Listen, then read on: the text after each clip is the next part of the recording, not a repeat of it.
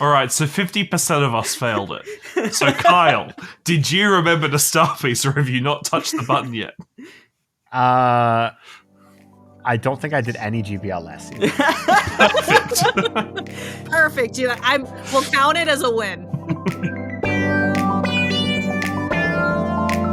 You're tuned into the GOCast podcast, your one-stop shop for updates, news, tips, and community in the world of Pokemon Go. Thank you for listening. Go out, go big, and go wild in this new season. Is it time to Dynamax your expectations? Let's find out. A new raid day is coming this weekend, but is it a win or is it a Falinks? Niantic has coined a new ticket that gives you, well, coins. And more on this episode of GOCast. Hello and welcome to another episode of the GOCast podcast. It's episode 298, September 3rd. It's a Tuesday, but there's no Chris. Hi, I'm your host, Kyle. No co-host Chris today, but I do have more co-hosts here, starting with the lovely DeFi 250. Hello. Happy to be here. Back again for another Megapod. And Fish on a Heater. Hey, it's been 6 months for me. Itching to get back. Oh my goodness. Hi, guys. 6 months. Yeah. And, of course, Lachlan. Hiya. Hey. Okay, you know what? Some things can miss, some things can't. We'll see about later. Anyways, we're here for what we've called the Megapod, and this month, well, this season, it's a little bit late. It's already started as of today, actually. And we have a lot to talk about. A lot of news, a lot of events, so much PvP. So much PvP. But I have some goals to go over first for me and Chris from last week, which was Popplio Community Day. Chris, unfortunately, is sick at the moment. He had a wedding over the weekend, and apparently I hope he didn't get everybody else sick. Hopefully somebody got him sick. But he gave me his goals. First up, 10 shiny Popplio. He said, no, he only got 5. I'd say 5 is pretty good for being at a wedding all weekend, not at home. 50 eggs. He said, yes, he did 72. Nice. 24 million Stardust on hand. He said, LOL, no. He didn't get to tell me how much he had. 6 Stardust. 6 Stardust. He spent all of it this weekend and didn't tell anybody. If he did that, what do you think he would spend it on? Cyndaquil. Yeah. Shiny Cyndaquil. I would hope he'd spend it on leveling up any bugs he had to 50 with enough XL candy. I don't know how many he actually has for that. So he's a 1 out of 3 this week. As for me, I had 20 shiny Popplio. I did that, got 23. 1 million experience. I killed that. I got like 1.8 this week, which is pretty great. And gifting, I've been pretty good about it. That's it. Just good. So it's an easy 3 for 3 for me this week. Congratulations. But on that topic, we have Popplio Community Day. So you're all here. I'd love to hear your thoughts, how your Popplio Community Day went. All right, I guess I'll jump in first. So there was a heat wave in Brisbane. So it was about 100 degrees Fahrenheit, give or take. But for the Australians and everyone else in the world, that was about 37 degrees at 2 p.m. So that was, right at the start. We had our meetup in a different location in Brisbane due to the city's annual fireworks celebration. So we went to a nice parkland area that wasn't by the river. So that, less coastal winds, but there was a beautiful waterfall, like man-made, but standing in front of it, was like 12 degrees. It was lovely. So we all huddled around this waterfall for the group photo, which actually got featured on Niantic's public Twitter this week. So if you see their posts from around the world with their community days, you'll see me standing in the background of one of them. And you can see that waterfall in question. So because of that, community day started. a friend and I looked at each other and said, in the car? In the car. So my Go++ did all the work for me this com day, and I got 7 shinies. Okay. And I finished the research. Good. I hope so. For number 1 goal. DeFi, what about you? How was Poplio? Yeah, I had a pretty good day. I was bummed I didn't get a really good one for Great League. I got an okay one for Ultra League, but Great League not as much. The one I have it's okay. It's just not as good of a one as I was hoping. It wasn't even weather boosted or anything, but hardly any of my Poplio had low attack for just some reason. Yeah. I was just, RNG luck of the draw, but that is okay. I had a nice time hanging out with my friends. And for me, I did pretty well. I caught a rank 2 for Great League and a rank 1 for Ultra League. Oh, you love to see it. Holy cow. Yeah. No hundos, though, for Master League Premier, which is where the new Hydro Cannon Primarina will shine the most. But I did get a 15, 15, 14, which is close enough. Ooh. Oh, yeah. That's Yeah. Is that a functional hundo when it comes to PvP? Or does it have 1 less HP at level 50? I think it does have 1 less HP, so it's not quite the functional hundo, but 1 HP, especially in Master League, is not going to make much of a difference. As long as you've got the 15 attack and defense, that means you're not missing out on any break points or bulk points. You're getting every attack and defense point that you want. Nice. I got a question. Does anyone here do many research for Poplio Day? Do any field research? I do. As I was driving a vehicle, I did the bare minimum, only while stopped. Okay. I like to do field research during Community Day. I probably did 50 or 60 and that's not bad considering I was only at 2 parks. And I found almost no encounters this time around. I got Really? 4 Poplio, and usually that's the majority of what I find is encounters. So I was really disappointed, and I was just kind of curious, small sample size, if that was just me or not. It was not just you. Okay. I think, weirdly, of the probably 25 I did, because we still had, in Australia for our com day, we still had the clock going up until right as our com day ended for that global challenge. Which I was a side caveat. That was actually a really good extra bonus for the Australian com day for once, is that we had the half hatch distance, we had the evolution guaranteed candy XL, we had all of these extra bonuses which ended as our com day ended.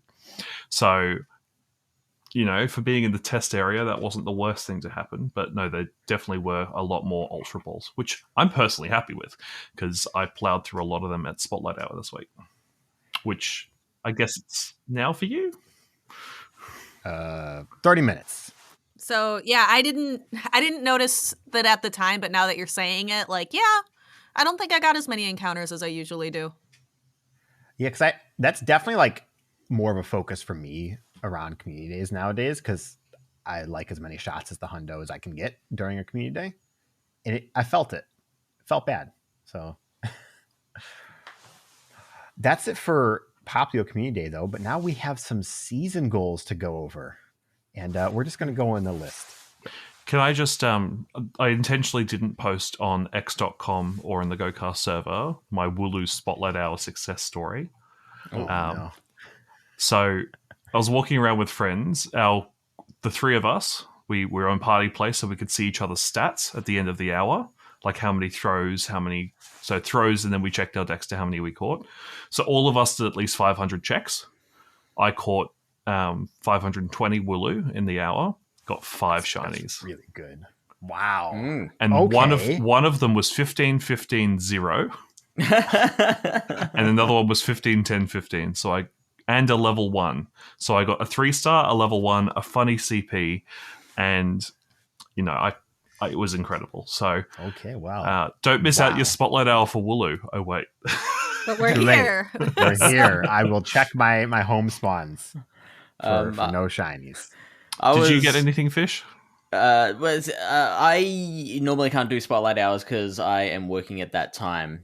But I was disappointed because Dubwool has been for a very long time an absolutely busted pivot for Ultra League. So pivot is something you switch into if you have a bad lead to try and win back switch advantage, alignment to what you want, and like double in Ultra League, very, very good at that role. But you need a maxed out level 50 hundo for it.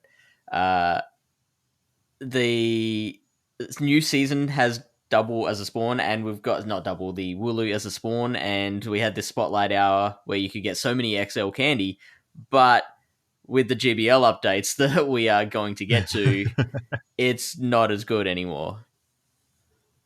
But it's still cute. It's still cute. They didn't nerf its cuteness. No. Well, Wooloo's cute. Doubles, it's okay. Yeah. Yeah, fair. Fair call. All right. It's on to the Season of Shared Skies goals. And Fish, you're first. Yes. Are you ready? I'm ready. Lay it on All me. right. You want to do 2,000 GBL battles. I achieved that with, I think, 2 days to go. Oh, okay. Nice. You wanted to earn championship points. Now, was that just earn any championship points, or was that earn enough to qualify for Worlds? It was any amount. Any amount. Well, I definitely achieved that.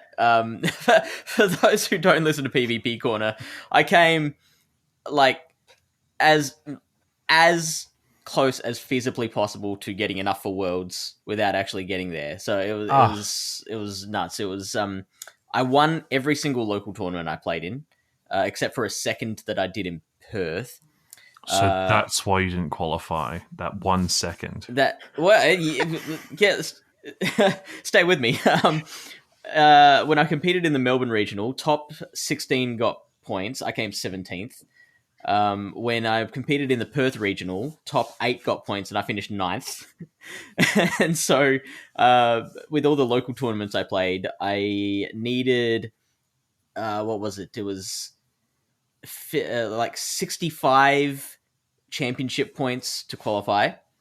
So I played in Bologna, got to, I think it was 32nd, which was enough for 60 points. So therefore, to add that all up, out of the 250 points that I needed to qualify, I ended up on 245. Oh, man. It's literally as close as possible. Like, doing one spot better in any competition, local or otherwise, across the whole season would have gotten me there. But nope, I missed out. Oh. But I achieved my goal that I set on the podcast. So You did. Small wins. Let's see about the rest of them, though. You have one more best buddy. I achieved that as well. And do you want to have a wild swing at what I best buddied? Oh, I have no idea. Okay, I'll give you a hint. I decided to do this Pokemon after listening to last season's Megapod. So you got to think back 3 months. See, I know the answer, so I can't say it because I saw I it. don't remember what happened last week. Well, last week in the Season of Shared Skies, we had guaranteed Candy XL for walking buddies. It wasn't that. No, you're all talking about having Gengar buddies. So I best buddied a Gengar. Best buddy to Gengar. All right. Is there a good Gengar? Yeah, it's a hundo. Okay, good. Awesome. Yeah. Love No to hear it. PvP application. Just wanted to be part of the GOCast gang. There to have it. Yo.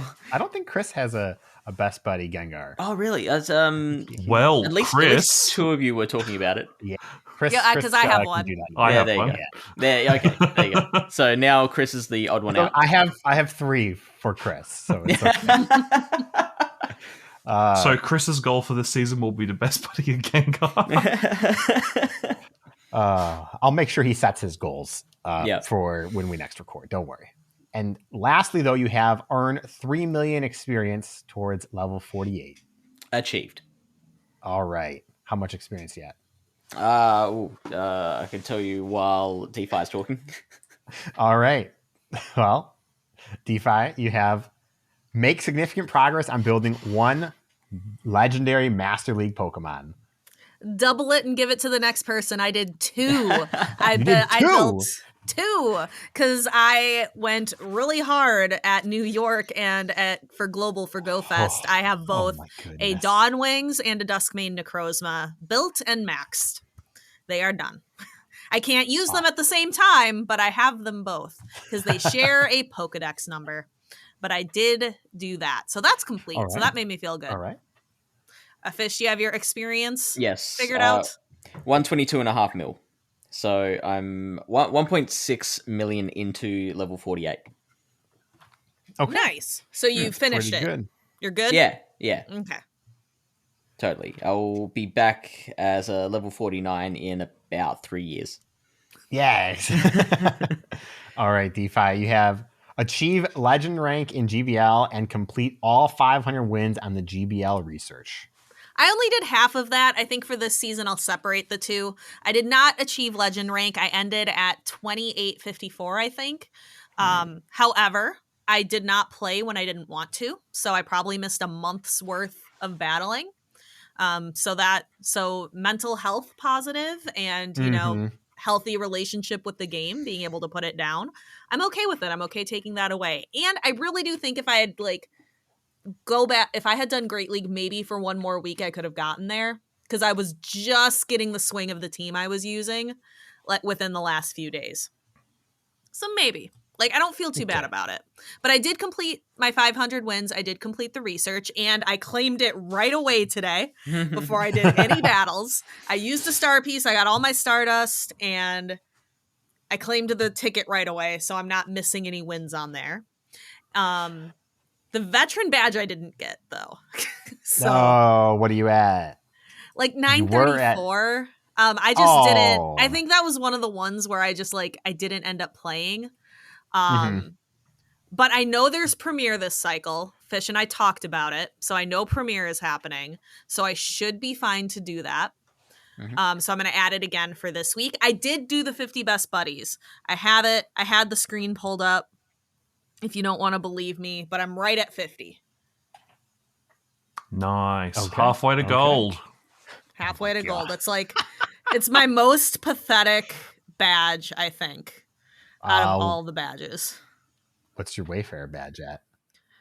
That's also pathetic. Wayfinder is also bad. How about Ace Trainer? Oh, that one's gone. Okay. Platinum, I did that a long time ago. Oh, that's so much time spent. All right. So you're 3 out of 5. That's not bad. Yeah. Now we have Chris. He wanted to hatch 17,750 eggs total, and he did. He's at 18,371. Wow. I believe he was at 17,150 at the start of the season. So that's a lot of eggs. Just a couple. He wanted 275 million experience total. He did not get that. He got 266 million experience total. And he wanted to walk 9,700 kilometers total, and he did. He's at 9,980 and a half kilometers. What a champion. Just shy of the platinum, right? The platinum's 10,000, I think. I think that sounds right. It sounds right. We're gonna go with that. Yes, platinum's 10,000 because I'm still shy of it. What am I at? I'm at 20,000 something. Dang, that's a ways to go. 8,800. I'm very close after my respective trips to Italy and the Gold Coast. So I'm now at 9,767. Ooh, close. Do you have it, Lachlan? Is that a platinum badge for you? Shiny Shadow Anorith. That's cool. Gosh. Oh, wow. Yeah. I thought, let me just do my balloon while we're talking. before it despawns. Okay. Well, we're gonna go on to my goals now. I had a goal of get 8 million experience. I was at 8 million out of 25 million to get to level 49, and I did it. I crushed it. I think I got twice that. I got 16 million experience this season, which is really good for me. Really good. I'm very close to level 49. I'm 1.5 million away. So we're going to do it. Yeah, do that in no time. Level 50 Necrozma. I also got 2 level 50 Necrozmas. One of them being a hundo. So, and I have enough for a third when I make the decision. I don't have enough of the PvP. fusion energy for it, But I have.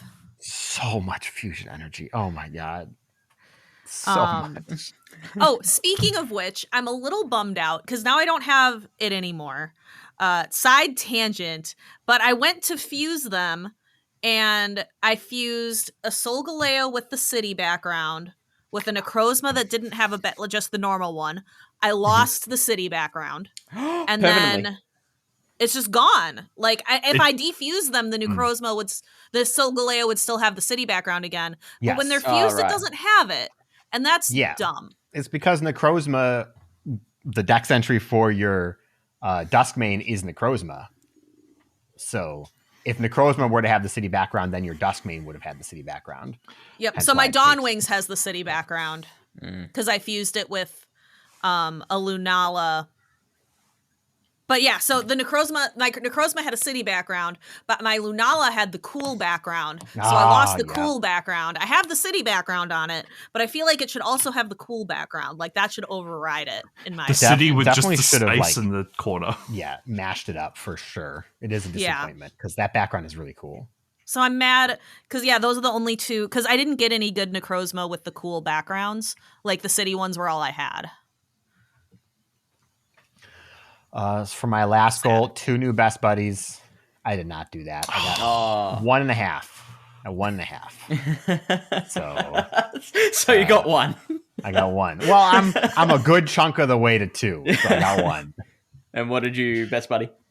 I finished my Shundo Hisuian Typhlosion, and I'm working on my Hundo Dawnwings Necrozma now. Very good. So, which Both is very about good Pokemon. halfway there? Yeah, it's about halfway there. All right, Lachlan, your turn. Are you ready? Yep. You have one of each rateable shiny Ultra Beast from Global GOFest. Achieved. Nice. Man, nice. Keep spending Stardust. 185 level 50 Pokemon, which was plus 10 from start of And the season. I did more than plus 10. I'm at 192 now. Oh, gosh. So much Stardust spent. Platinum Ultra League. You're at 800. You need 1,000. We don't talk about this one because I didn't hit that milestone. I believe I'm at 863. So I did 63. Do Which you is- even play the game, bro? Which, for me, considering I only did about 40 GBL battles this season, that was, friends saying, hey, let's interact. Oh, I've done all my trades. Oh, just send me a battle request. So that was, yeah. I looked at it on Friday and said, you know what? I could just get a friend and sit down with them for an hour and a half, but chose not to. Good choice. 500 million experience. You needed to get 30 million. Yes, I'm now at 514,636,908. Okay. So I got Jeez. 44-ish million experience over the season. Dang. Okay. You wanted to get your Ace Trainer medal to 1750. Then do 250. Now, where is that platinum medal at? I got it up to... It's so weird seeing it on the platinum list. I'm so used to just seeing it as a progress bar. Has it disappeared off my screen? Where's that boxing glove? There's the boxing glove. 2004. So I got this a few weeks back. But we'll get to it with the next medal. But I really prioritized buddies that fell into the 1500 or below range this season. So getting them excited consistently was just battling Candela. And with Shadow Sharpedo back, a Shadow Sharpedo can just go through Candela with just Waterfall. My That's still Ace a lot of Trainer time. is at 95 total. I'm at Ever. 2011, which tells you I did it. I met the goal, and then I barely have won a battle with Candela since. Because now for the Buddy Heart, you just have to be there. Yeah. But- For the Buddy Heart, you can Yeah. just go in and then exit out. Yeah. All right. Speaking of buddies, you wanted 10 more best buddies for a total of 110. Again, I many did you overachieved. I'm at 116, so I got 16 more best buddies. Okay. And lastly, Platinum Unknown medal. I did, in fact, trade with my friend who went to New York to get the last unknown I needed, so it is platinum. Nice. Wow. Now That's a great medal. 6 out of 7. All right. It's a lot of goals. I can't wait to set more at the end. 85%. Does that mean I win? Statistically, yes. I Fish got 4 out of 4. Yeah. Fish got 4 out of 4. Wait, Fish wins. Yep. Yeah, Fish. I should have done my Ultra League battles. All right, we're going to move on. We've been here for a while. But before we move on, I do want to shout out the GOCast meetup at Mall of America, October 26th and 27th.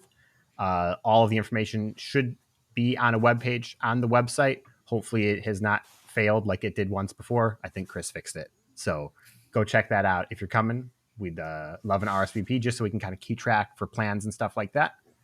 And I'm really looking forward to it. Very excited. I'm really looking forward to it. Yeah. All right. And with that, we're going to jump into the news. Hey, what's going on? It's the news. We have a brand new season. We're just going to go right into it because there's a lot to cover and a lot of feelings I feel like to share because I haven't really talked to anybody about this yet. New season overview, max out. When? September 3rd. Hey, that's today. 2024, 10 a.m. to December 3rd, 2024 at 10 a.m. local time. You got to go out because we have the Galar released. We mentioned already, their starters are there. It's exciting. Dreepy's out in the wild. We have the max out special research that has a branching path where you pick one of the starters. You get a special background that's on your postcard book, right? That's a thing. But the reason everyone's here, you got to go big because we have Dynamax debuting. Breaking news, Dynamax Pokemon are emerging in Pokemon Go. Reports indicate that they are appearing in mysterious new power spots being discovered across the globe. Rally your friends to take on new max battles, catch these mighty Pokemon, and unlock the power of newly discovered max particles. Sources say that starting in September, trainers around the world will begin to uncover power spots on the in-game map. These power spots are believed to eventually contain Dynamax Pokemon that can be challenged in battle. Be sure to get a head start by scouting out these power spots and collecting max particles before embarking on your first series of max battles. Prepare yourself for one of the biggest updates to Pokemon Go yet. Stay tuned for the latest research on Dynamax Pokemon, max battles, power spots, max particles, and more. And more. Those monsters. The and more here is a giant elephant in the room we'll talk about at the end of the news. Niantic's not talking about it, but we have Go Wild. Get ready for a new Pokemon Go event this November. Join thousands of trainers in the beautiful city of, Fukuoka, Japan on November 16th and 17th, 2024, or participate from wherever you are in the world on November 23rd, 2024. Seasonal highlights, we have Community Days. We already know Ponyta and Galarian Ponyta are going to be on September 14th, and we have an unknown Community Day on October 5th. Unknown Community Day? Let's go. It'd be so exciting. All of them. It's just G, though. It's the only one that's ever been released everywhere. It's just G unknown.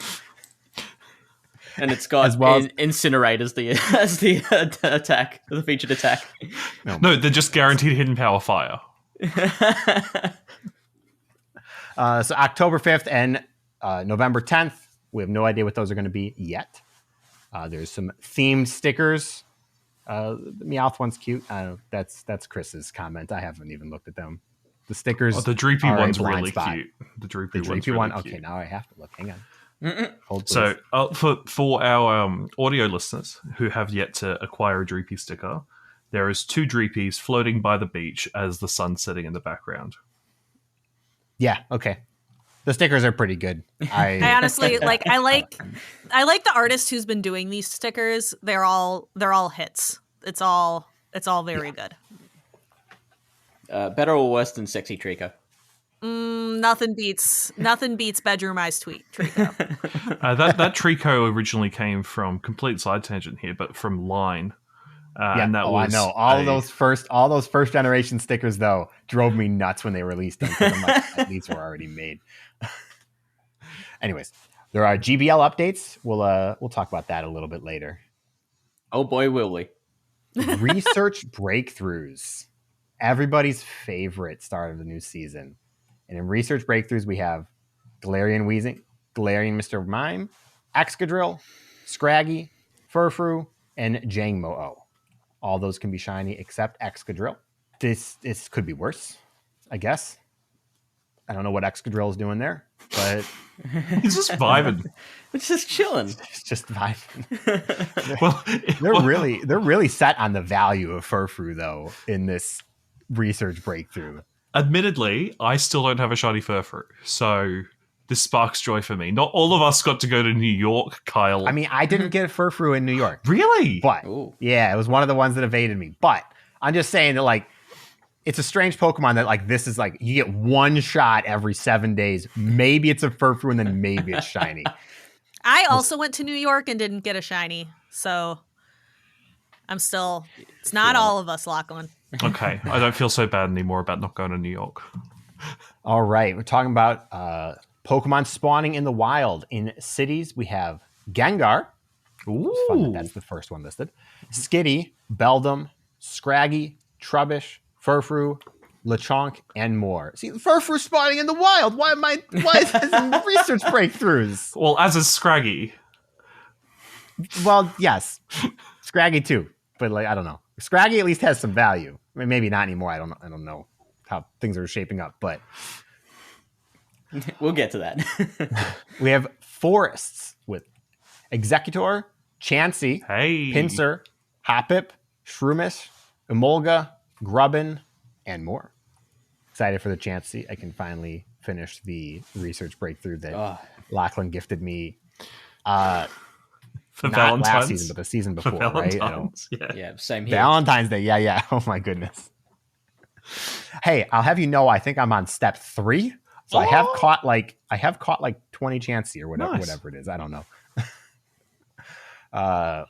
Next up is mountains. You got Onyx, Sudowoodo, Sableye, Aggron, Boldore, Stunfisk, Golett, and more.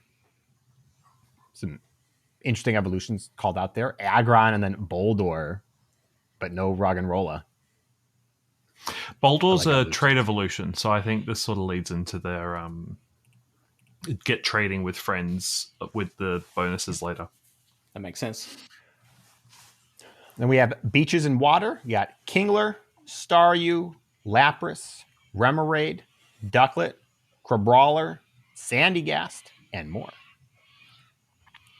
Now for the hemispheres. The northern hemisphere gets Chikorita, Cyndaquil, Totodile, Pinecone, Hisuian Quillfish, Larvitar, Autumn Deerling, and more. And the southern hemisphere gets Hisuian Voltorb, Phoebus, Snivy, Tepig, Oshawott, Spring Deerling, Dino, and more. Northern hemisphere. I was going to say wins on the starters there because I don't really like the Gen 5 starters, but there's Chikorita, so I'm obliged to say no. Let me just say I'm happy to not see Bronzer in the Southern Hemisphere pool this season after having been left it for about 9 months. So, look, all I'm saying is there's an and more there. You don't know. Oh no, Kyle! I didn't see a single That's one. what they meant to say. Not a single Bronzer crossed my path yesterday. It was delightful. Oh, gosh. All right. Now we have eggs, and these are all courtesy from Lachlan to not have any and mores. These are the actual egg pools as they're spawning right now. First up in 2 kilometer eggs, we have Pichu, Cleffa, Igglybuff, Togepi, Tyrogue, Wynot, and if you're lucky trainers, Larvesta. In the 5K eggs, we got Sableye, Vanillite, Cutiefly, Komala, Grookey, Scorbunny, and Sobble, and then if you're lucky, Larvesta. In 5K Adventure Sync eggs, you have Chingling, Riolu, Tyrunt, Amara, Phantump, and Mantike. In 7K eggs, it's all Galarian. Galarian Meowth, Slowpoke, Zigzagoon, Darumaka, Stunfisk, and Ponyta, as well as Farfetch'd, and Yamask. That's not a bad pool. I like that pool. It's the most common Galarian Dynamax has ever been out of the 7Ks. It used to sit down at that 4 egg rarity slot or 5 egg rarity slot, so this is really good to see. Yeah, I like that. This is cool.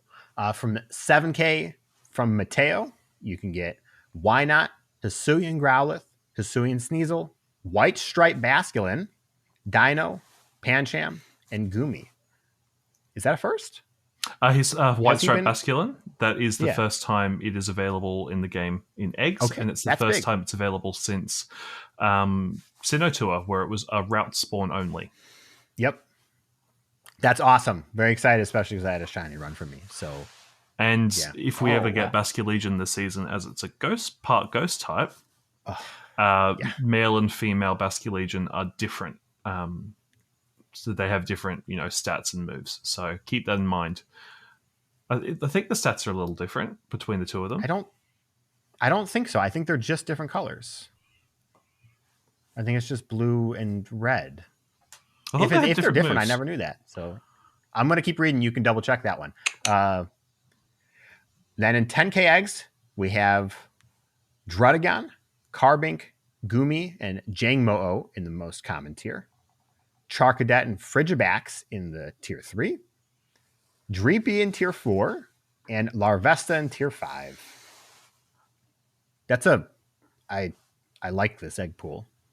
This is a good egg pool. I think the only one I might feel bad hatching is probably Gumi at this point. So, yeah.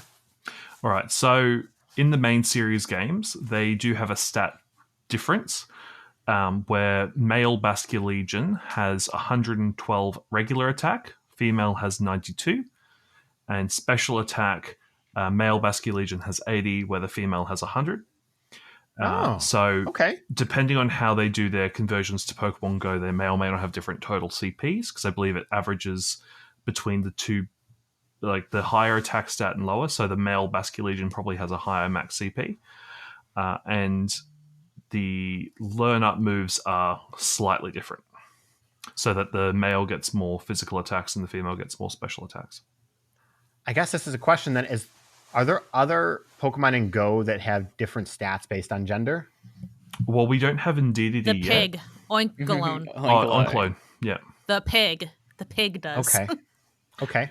PvP relevant. Okay, that's good. I'm excited. I really hope we get Basculegion, especially at Halloween this season. Because no, it's a ghost because type. I'm going to tell you right now, this Halloween we're getting Honedge, and no one can tell me otherwise. Oh, it better be at Honedge as the community day in October. I've had that on my bingo card all year.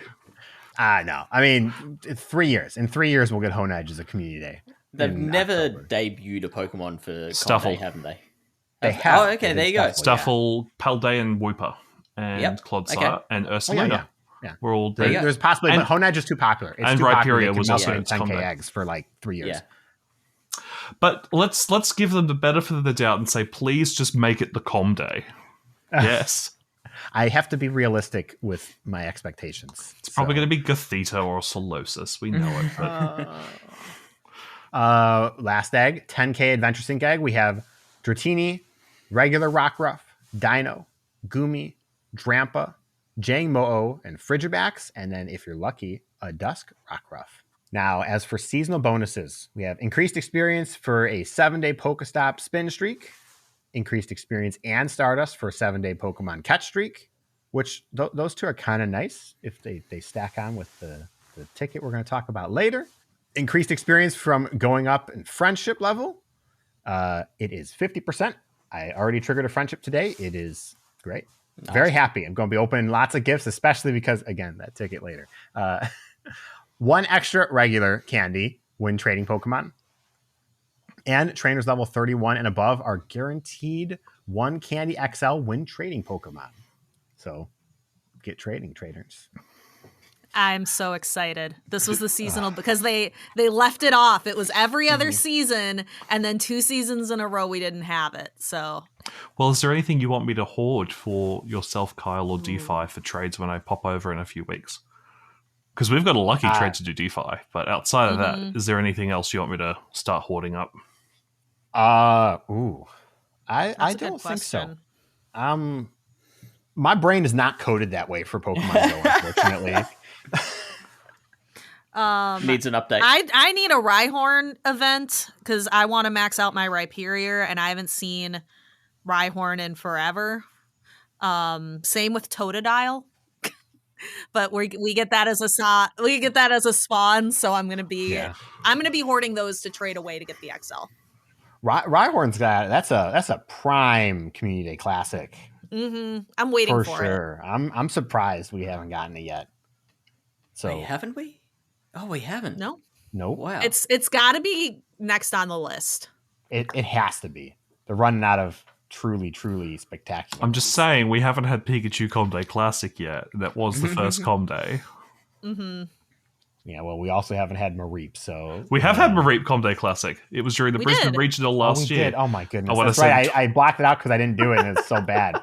See, It was over Thanksgiving. I remember because it was over Thanksgiving. Oh, And that's why I was like, well, I could spend time with my family or catch Mareep. I'm going to spend time with my Mareep? family. who thought that was a good idea? People who don't celebrate that's the Thanksgiving. summed up season overview here. Any thoughts before we dig into the more specific updates here? I'm Man. ready to talk about Dynamax personally with Fish, but I'm really looking forward to information about Go Wild. I do wish we had more information so that people who might want to travel for it to Japan have, more of an idea.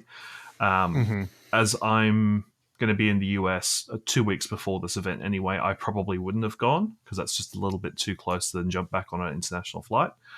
But I'm sure there are a lot of people who'd like to, have an idea of, are they debuting something? Is it just the wild area come to life? And for those of you who haven't played Pokemon Sword or Shield, the wild area was a big giant route in the middle of the region where Pokemon were roaming outside of the wild grass.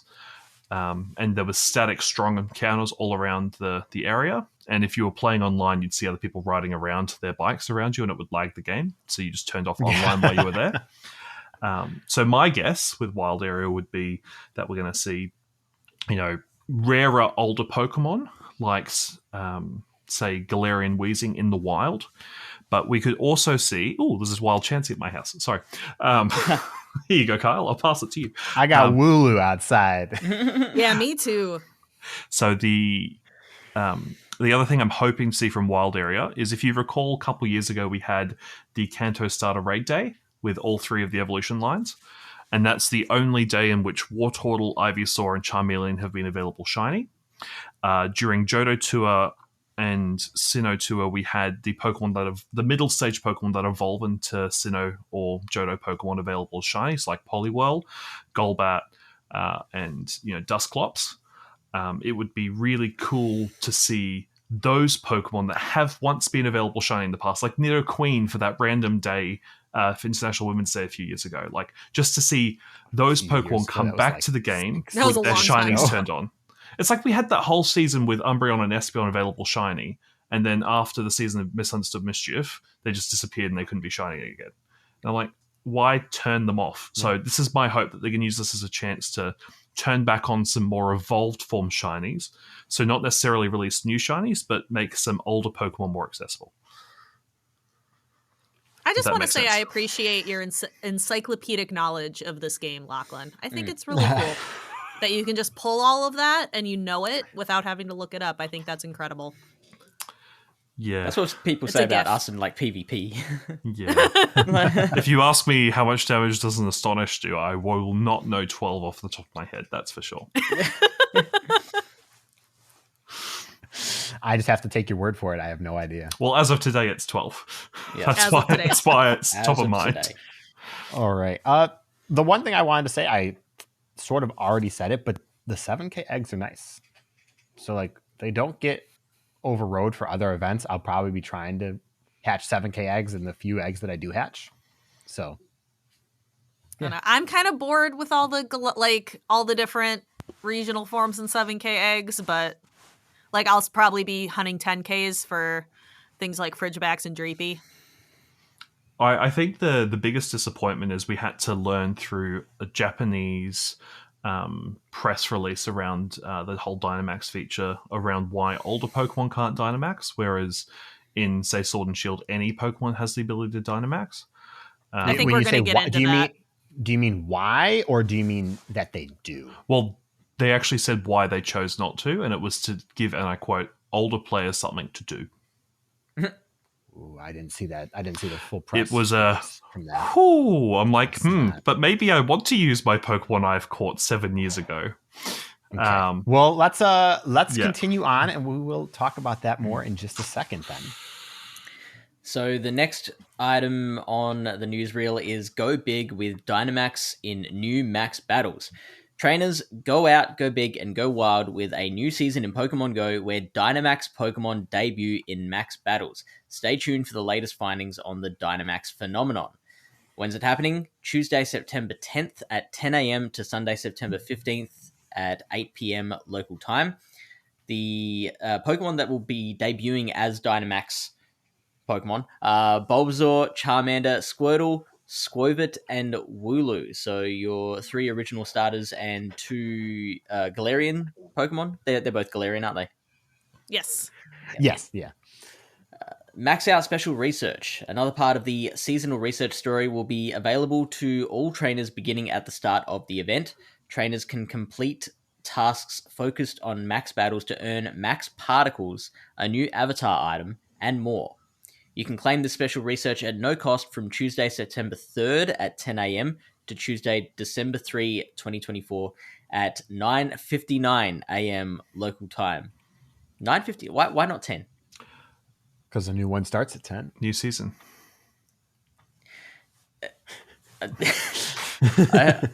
Rest assured, I feel very stupid. Event bonuses. 2 times XP for winning a max battle and 2 times XP for spinning Pokestops. Field research task encounters, same as the max out debuts. We've got Bulbasaur, Charmander, Squirtle, Squirtle, and Wooloo. And of course, we have more showcases, which I imagine will feature those 5 Pokemon, right? That would Logic I would guess. dictate. Oh, yeah. Logic would dictate. In the web store, you can get a Max Particle Pack. An exclusive Max Particle Pack bundle will be available on the Pokemon Go web store for $7.99 US, or the equivalent pricing tier in your local currency, starting September 8th, 2024 at 6 p.m. Pacific Daylight Time. The Max Particle Pack bundle will feature 6 Max Particle Packs for a total of 4,800 Max Particles for all your Dynamax needs. All right, Lachlan's ready. All right, so I'm just going to summarize what was shared with the Japanese press, thanks to Cerebi, who did a nice little write-up on this. So Japanese media like Famitsu got this. So again, could be subject to change, but this is the information that Niantic shared with Japanese press earlier in the week. In battle, when you Dynamax, you can use 3 options: Max Guard to protect against damage, and Max Move, and Max Spirit, which will provide recovery to both your Pokemon and ally Pokemon. Your Pokemon will only have a Max Move at first, but Max Guard or Max Spirit will need to be taught. Each Dynamax battle has a limited amount of turns to complete, which means more strategy is needed for it to be implemented. 1-star Max battles require 250 Max Particles to enter. You can earn Max Particles by walking to power spots. Max battles are local only and cannot be done remotely. Only 4 people can participate in Max battles at one time, and you can only use 3 Pokemon. They have to be Dynamax capable to participate. So how do you get your first Dynamax capable Pokemon? Well, we still don't know yet. Pokemon can only be Dynamax capable if caught from Max battles. Dynamax capable Pokemon can be used in all other facets of the game, but will be unable to Dynamax during it. You have the ability to upgrade the rewards from Max battles by using PokéCoins. In the example provided to press, you could get an additional golden raspberries, singular rare candy, hyper potion, and 10 extra Premier Balls for 100 PokéCoins. Power spots where Max battles are located can be found at random locations, but don't take over existing gyms or Pokestops. Max Move performance can be improved using Max Particles and Candy or Candy XL. So we know that for the level 1 max raids that they are starting us off with, it'll be 250 particles. So that web store bundle for 4,800 will let you do an okay 19. amount. But if you think that's worth $8 American, well, that's your call. Especially if it's a currency you can earn by walking, but we still don't know how much is the maximum you can earn per day from walking alone. Correct. And we also don't know how much you get from visiting the max points. And also, based on There you what go. we've seen, you're probably going to be able to buy it in the regular Pokemon Go store as well, similar to raid passes. And I wouldn't be surprised if you don't have enough power. What's it? Power? It just looks like a weird canister of Stardust. So it looks like if you don't have enough when you go to enter a max battle, it will offer to sell you some. So we found out how they monetized it. Yeah, it's that same functionality works in Monster Hunter Now, where if you try and do one of their raid equivalents, it just pops up saying, "Hey, buy this." So what I do want to point out is the seasonal special research, which Fish briefly mentioned. They say that you'll unlock another page. That is, I believe, currently unlocked up to page 5. And to get to page 5, you do need to evolve the starter you select to its final evolution. But yes, so I think page 3 is evolve starter once, page 4 is evolve starter again, or that's on page 5. And I'm currently on page 5, and I've got a task to hatch 8 eggs. So it is not one of the fastest speed through tasks you'll have, because you've got to walk 8 kilometers on one of the pages prior. So if you're wondering where that new research is, it's the Galar calling research, probably page 6 or 7 that gets unlocked. I'm on page 4. It got to, because I just got it today, and it's like explore 8 kilometers. So well, that's not going to get done today. You've evolved your starter once, then, DeFi? No, on page 4, it's evolve a Grookey. Okay, so page 5 was evolve a either a Thwacky. I love saying Thwacky. Thwacky, Drizzle, or Reboot. Yeah. So for people who don't like evolving for their Pokedex unless it's shiny or good IVs, sorry about that. you can wait. It is special research. That research will be there. Yeah, it'll true. be there. It's okay. Just hit that minimize button. Yeah. Com Day We will have be the in minimize probably button now. 2029 at this rate. So Dynamax. I'm not very a little fan details. already. If I can't use my current Pokemon that I have a bond with, that I care about, I don't know. Why do I do that? Why? I think that it's a great point, and also a little bit funny, because I'm pretty sure last week, or maybe it was 2 weeks ago, I specified that Pokemon Go is so detached from the idea of connection with a specific Pokemon that the main series game thrives on. And this, they are doubling down on it, and it's funny that they're doubling down so hard. I have connections with my Pokemon. The ones that I best buddy. I have connections with those. I've nicknamed Yeah, some but of them. you have connections with them after you caught and threw out 4,000 That of is another true. one. That is true. Just the basic mechanics of the game goes against the idea of forming an attachment with one Pokemon. The fact that, like you just said, the fact that you're catching 1,500 Growlithes in a season, how are you supposed to get any sort of attachment to any one particular one? And again, we saw that when the Mega System released initially, it was vastly different to what we now know. So I wouldn't be surprised if something similar happens to the Dynamax system, especially when they roll out the Gigantamax Pokemon as well.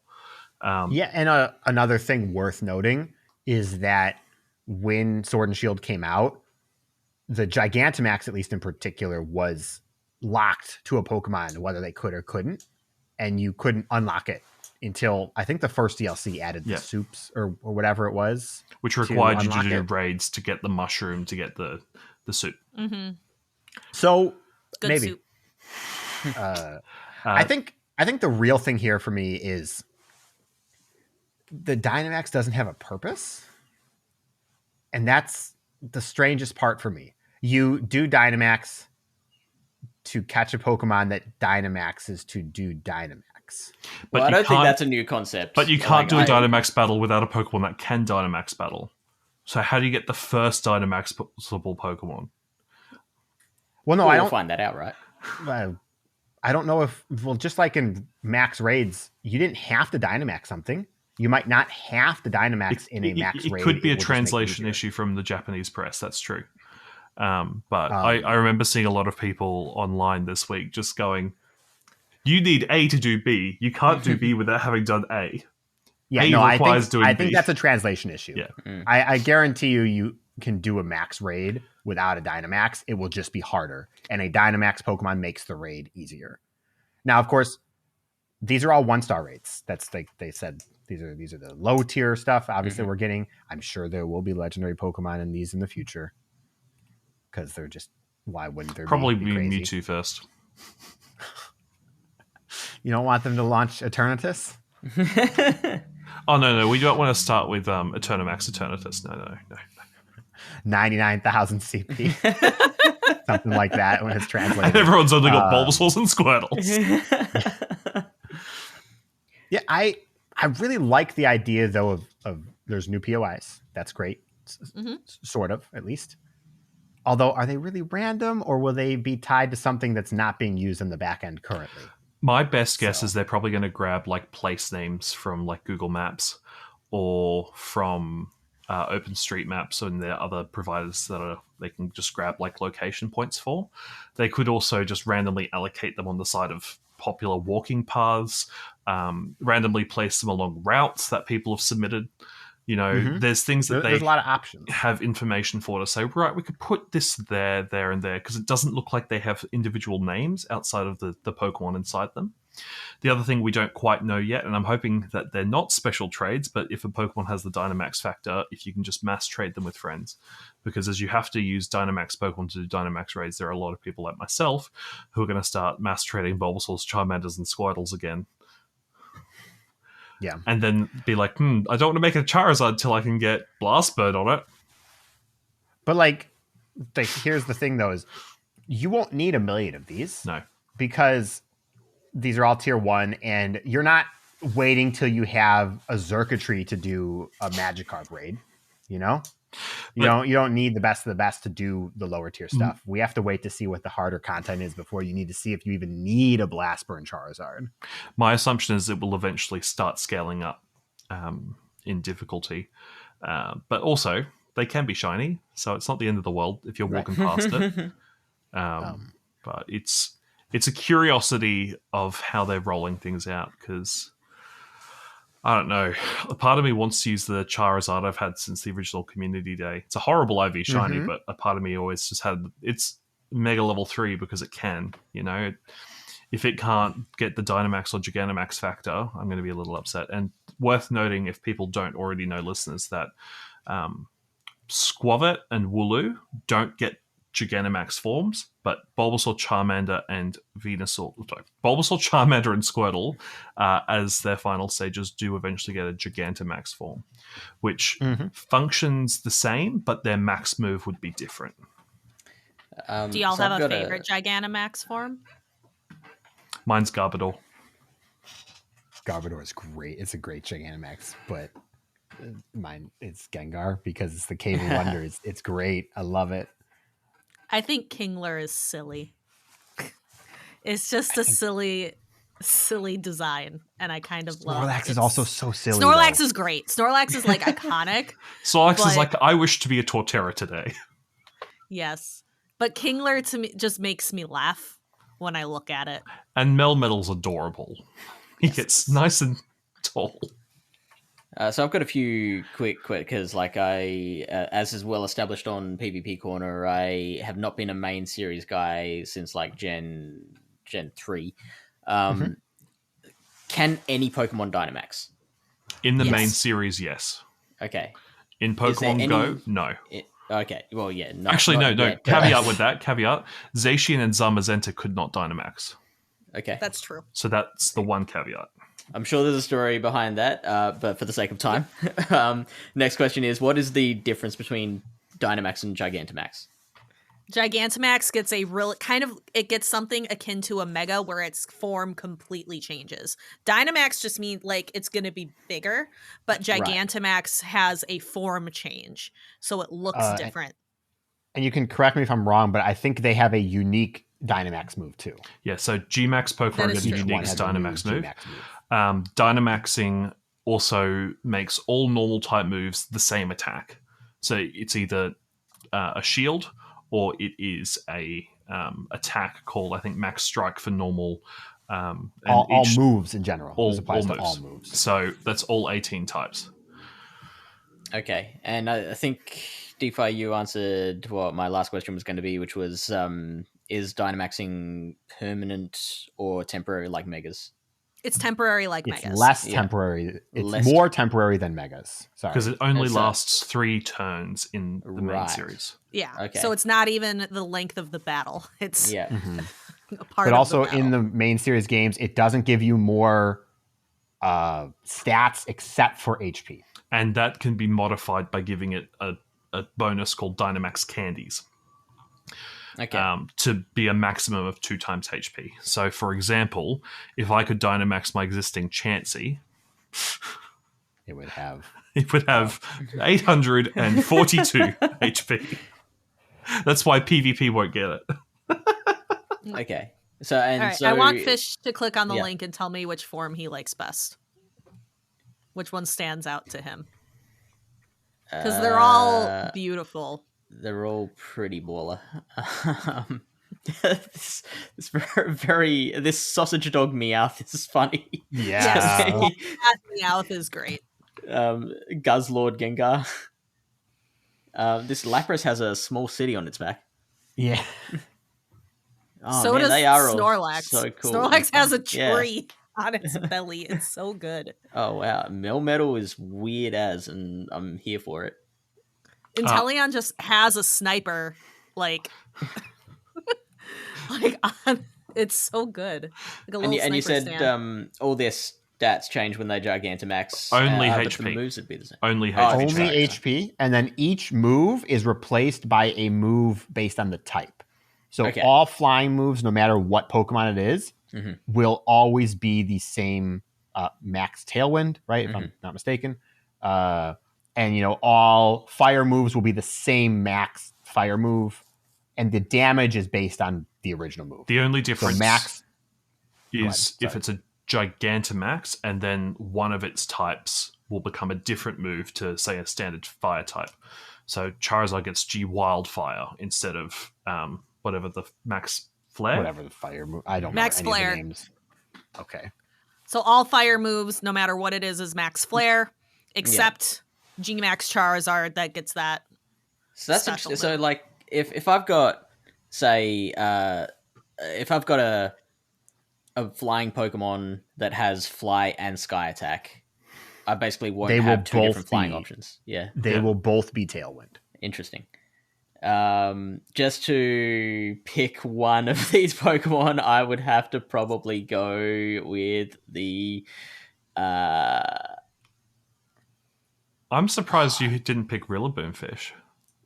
Rillaboom's cool. They're all pretty cool, but I'm actually digging the Venusaur with the flower that's coming over its head. It's also very good. I think I'm gonna pick that. My number 2 choice is Alcremie. That's so good. Giant cake. It's great. All right, we're gonna move on. There is definitely more to be said here, but we'll also hopefully have more information very soon because it's like starting next week or something. You'll have max points, power points to get your points from, and we'll start figuring it out from there. Yep, I will try to stay as open-minded as possible. There's already been some discourse online, like, why is everybody so negative about this already? I would just be happy if it's a way of getting Pokemon we haven't seen in a while more accessibly. Mm-hmm. Like, I need to see the motivation. I need to see... I need to see how much it actually costs me to do. That's true. Like, obviously we have this value broken down in this bundle, but this bundle is a release bundle. It's like, this is super value, whatever. Because at $8 for 19 battles, like, that's like, what, 47 cents a battle? Something like that. that's pretty great, all things considered, compared to a raid. But how fast do I collect the particles for free is what I need to know. Stay tuned for the next episode of GOCast Podcast. Can't wait to talk about it with Chris. Spoiler, by the way, for anybody, because Chris isn't here. When Chris and I talked about this, Chris is very excited. Chris thinks this is like really cool. So Good. Wait. I So look forward Chris to is doing positive and you're negative? I'm neutral at the moment. I'm with DeFi, and then I need to see a value to it. Because like this is not an ARPG where I'm trying to do the same dungeon to get armor to then do the same dungeon again. I'm usually trying to do something to get something better to do something else. So Yeah. I'm just looking forward to doing a singular max raid with DeFi, Kyle, Chris, and myself, because you can only have a lobby of 4. It'd be cool if you're in a party with those 4, if it's easier to get into the max raid as a party. But I'm sure it will be, don't, because you can do that with raids already. So yeah, so fingers crossed. All right, we're gonna move on now. We got more news to cover. We're already over an hour, so. All right, so Falinks Raid Day. So Falinks is in formation for a Raid Day event. This Sunday, the 8th of September, from 2 to 5 p.m. local time, Falinks will be appearing more frequently in raids. And for the first time in Pokemon Go, you'll be able to encounter shiny Falinks, if you're lucky. Receive up to an additional 5 free raid passes from spinning gym photo discs. There'll be an increased chance to encounter shiny Falinks from raids, and the remote raid pass limit will be increased to 20 from Saturday the 7th at 5 p.m. to Sunday the 8th at 8 p.m. Pacific Daylight Time. So that's West Coast, I believe. Yes. So that lines up with the start of the first raids in APAC and ends at the last raids in Hawaii. There will be for $5 or the equivalent pricing tier in your local currency, $7.99 in Australia. You can purchase a ticket that grants you the following bonuses: 8 additional raid passes from spinning gym photo discs for a daily total of 14, increased chance to get Rare Candy XL from raid battles, a 50% increase on raid battle experience, and 2 times increase on Stardust from raid battle rewards. These bonuses will be effective between 2 p.m. and 10 p.m. local time on Sunday the 8th. So keep that in mind if you use your remote passes, but you can also do other raids after the raid day if you don't really want to do Falinks with those raid passes. Trainers will be able to gift and purchase the ticket to any of their Pokemon Go friends that they have achieved a friendship level of Great Friends or higher. The ticket will only be available in the in-game shop until Sunday at 5 p.m. local time. Thoughts? Meh. It's a good shiny. It's a good shiny, and that event ticket is still a really good deal if you don't care what you're rating. Like, it was an amazing deal for Lucario, because I cared about Lucario, and I wanted a good one. Yeah. I don't for Falinks, so I might do the 5 freebies. It feels kind of weird. It's not a very exciting Pokemon. So the Correct. only thing to really be excited here is it's a new shiny release, which is cool. The other thing it's cool. I do want to note, this is the second time Falinks has ever been available in raids. The first time, it was only available in APAC for about 2 hours before they pulled it because it broke raids. And we haven't seen it in raids since, so I'm really curious to see what's going to happen. Yeah, it'd be great. It'd be great. Who knows if the game's going to work?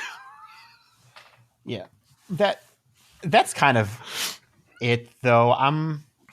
I think Falinks is a funny Pokemon. It doesn't have very much use in Go, so especially being mono fighting type, it's you're fighting an uphill battle in Go if you're mono fighting type.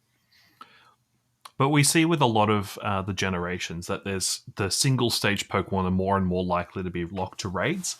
So this just means that you can get it now and then not have to worry about it in the future. But also there might be a day if you don't get it today, you're walking past the gym, it's a tier 3, and you're like, all right, I'll use my free pass on it.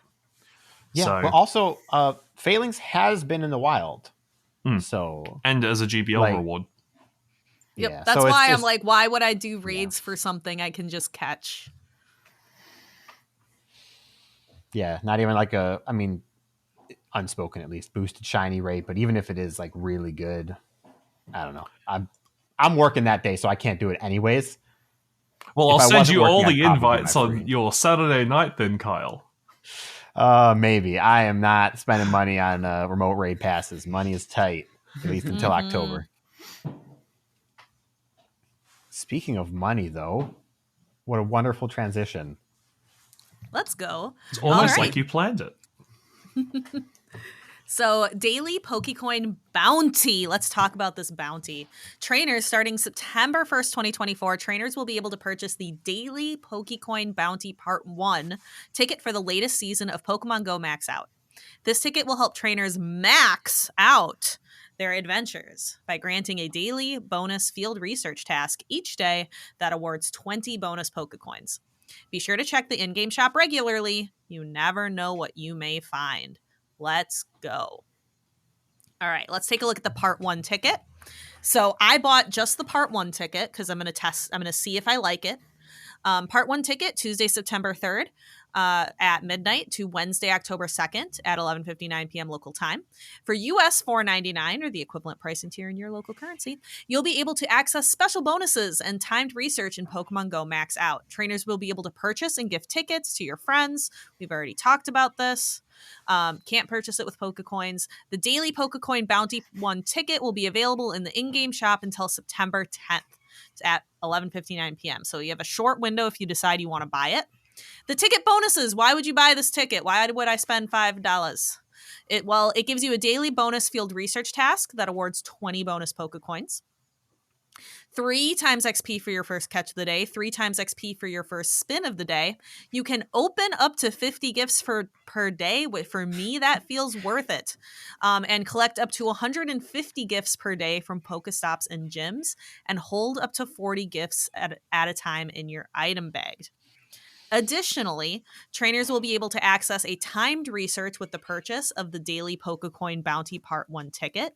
If you complete the tasks, you receive the following: 200 bonus PokéCoins, 15,000 XP, and 15,000 Stardust.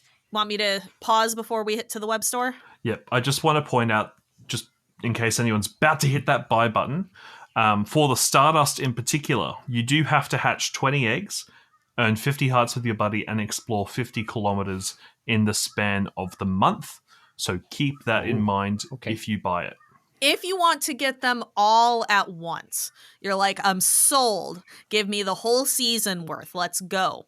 You can purchase the bounty, the daily PokéCoin Bounty Ultra Ticket Box, exclusively via the Pokemon web store. So if you go to the web store, not on the app, you can get all 3 bounty tickets, September, October, November, for $14.99. So not really at a cost savings. And also includes an extra 100 bonus PokéCoins at no additional cost. With all 3 tickets, trainers can enjoy the daily PokéCoin Bounty ticket until it ends December 2nd at 11:59 p.m. Because, Fish, what's going to happen on December 3rd? Or December 2nd at the next minute. 10 a.m. Yeah. Whatever it is. Why would they send it at a 9? Okay. There are a few things that start and end. Yeah, because there are many things that are going to start and end in December 3rd.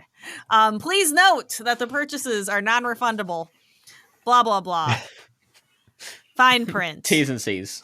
T's and C's. You can get the Ultra Box, so you have a limited amount of time to If get your Mega Ultra. lasts more than 8 hours, see your doctor. Yep. All right.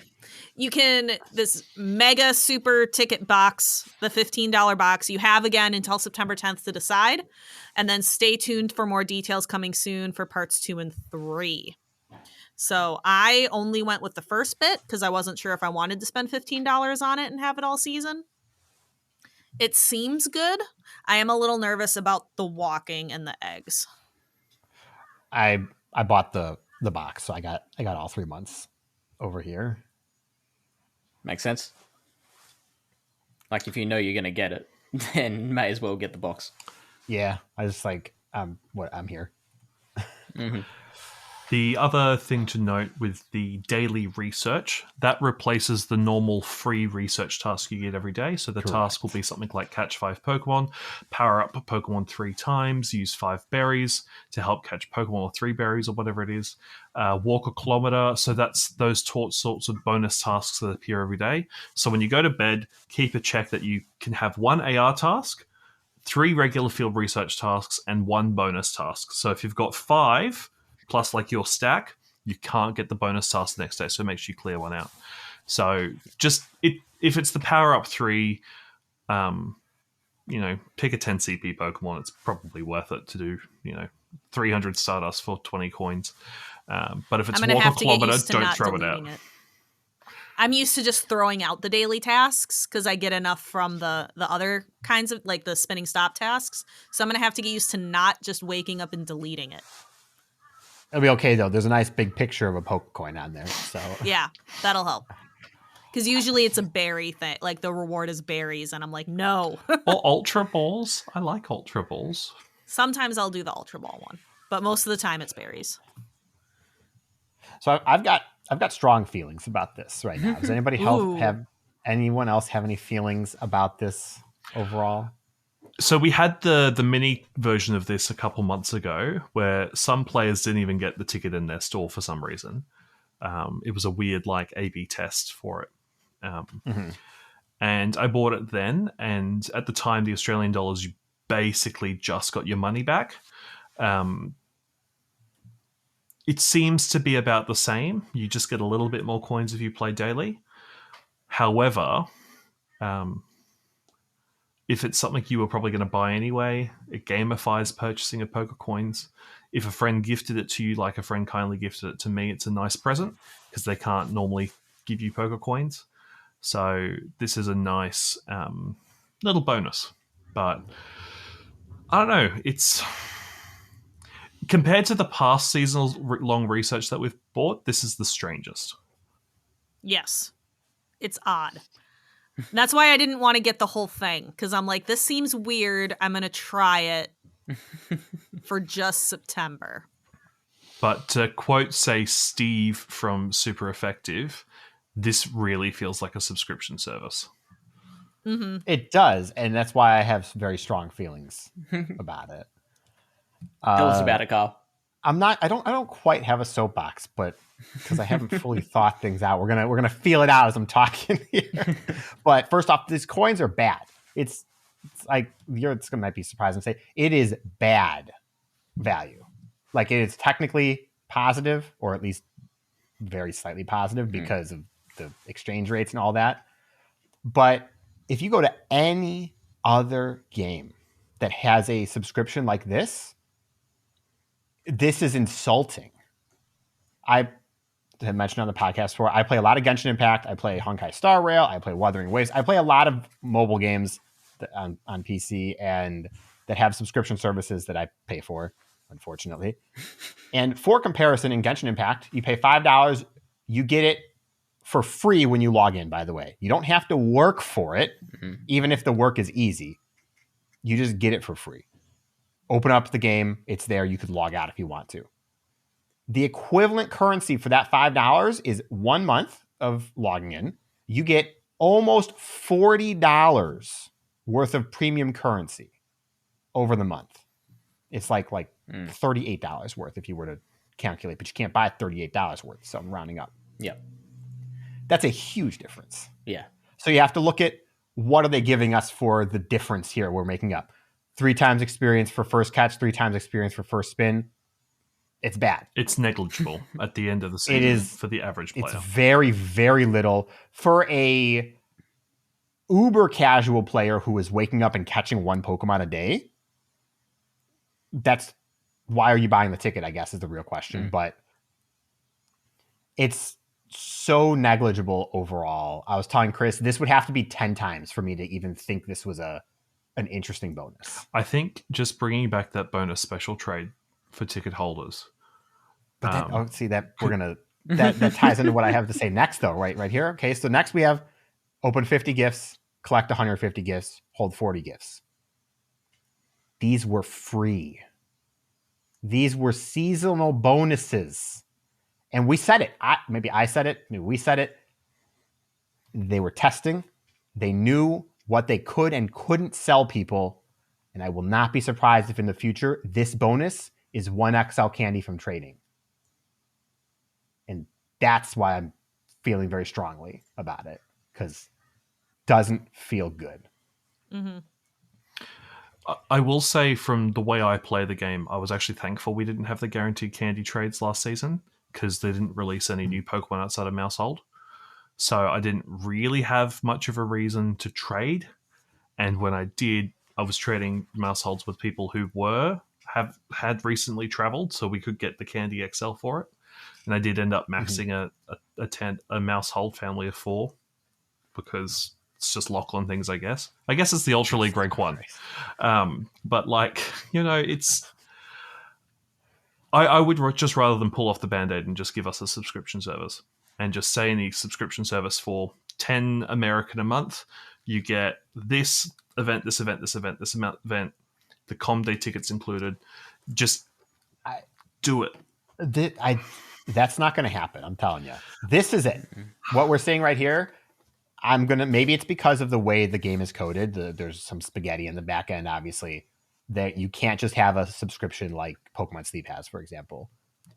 And they have to do it this way. They don't have another way of just giving coins.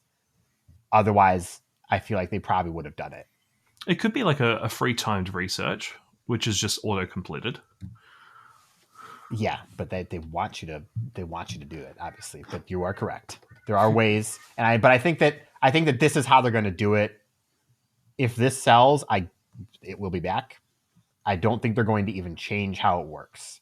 I think this has reached its final form. And that's a disappointing final form. Yeah. As somebody who's not level 50 yet, this experience is not worth very much, all things considered. This timed research, it's not worth very much. Again, all things considered. And PokéCoins are worth what I'd spend my real money for. But it's only a real bonus of like 230 PokéCoins if you log in every day and do the tasks every day. Exactly. I'll also throw in there that I'm a little sketchy with the idea of you can pay this much for this exact laundry list of things, or you can pay 3 times as much, but we won't tell you what you're getting for it until later. Yeah. I mean, that is a fair critique I've seen online. Although I will say that is a little bit, it's a little bit doom posty, because common sense, even if Niantic doesn't have it, says that part 2 and part 3 will be identical. Yeah, and that's what I assumed as well. I still think it's a bit of a leap of faith that they require of their purchases. Agreed. I do agree. I think that if anything, maybe this timed research will change, which would be maybe wouldn't actually be good. Oh, just don't make it win raids, because they learnt from that Master Ball research that people get upset if you expect them to do 1 raid every other day. Yep. How dare you? So that's my soapbox. I bought it. Yeah. And on the topic of the store, they rolled out a boost box for the start of the season. That's a good deal. Which, oh yeah. It's the best deal that they've ever posted. That's ever. the best box which they've I ever can't had. even buy because I have max storage and max item bags, so it sits there and I tap it says not available. But if you haven't seen it, for 399 coins, you can get 5 premium battle passes, 5 super incubators, 1 Pokemon storage upgrade, and 1 item bag storage upgrade. So that is worth it with just the storage upgrades. The 5 super incubators and 5 battle passes are bonus. Yeah, it is an incredible value. So maybe don't buy the PokéCoin bounty, buy that. Buy that 5 times, because you can buy three times, however many. Buy that 3 times. I might buy it 3 times. And we don't know how long it's in the store for, so hopefully by the time you're listening to this, it is still in the store. It might be 2029, but it might hopefully still be there. Have we said all we need to say? Have we gotten it all off our chest? We have. All right. So that concludes the news, but I have one thing I want to say We're not really going to talk about it, but I have to mention it because someone will be upset, probably. Raids have been turned on their heads. Yeah. We have everything is different, sort of. The type advantages and all that still works. But the way the damage is dealt is completely different. And who's on top of the charts is different across almost every single type. It's a huge mess. I'm not talking about it right now because I'm still waiting for the dust to settle. And I am desperately hoping that Niantic says something. Anything. Anything. Are you hoping that this was intentional or that it was a bug and that they'll revert it? That's a hard question. So my best guess as to what's happened, if it was not intentional, was they set the float value to the wrong number. So in the rounding, if you ever play around in Excel spreadsheets, you can round to X number at X decimal point. They've set it to round to half a second, whereas it used to be the exact number. So say a move like Fairy Wind was 0.97 seconds per attack. It's now every second. So it actually is a nerf, even though it's slight. If it was a rounding error, if they changed it, why have they not fixed it? Like, if they said they made a mistake, but they haven't said anything. People and that's would be like, part. say, hey, you're stupid, but it'd be fine. By not saying anything and it being such a widespread effect, they're like, is this permanent? My guess is that whatever they're doing for Dynamax raids has overflowed into regular raid battles and messed up something, and they haven't decided how to respond. But it's a big deal, and we will definitely have more to say about it in the future. Pour one out for all the katanas that are now no longer the best grass DPSer. Unless, of course, they adjust Razor Leaf to be a regular one and then up the damage proportionally. Who knows? Cheers to Dawnwing's Necrozma for being the best Pokemon in the entire game against any type it's not weak to. Wow. Yeah, it's just, if it's not like dark type, go for it. Or normal type. Is my buddy Mewtwo still good? Yes. Okay. All right, we're going to move on, which means it's time for PvP Corner.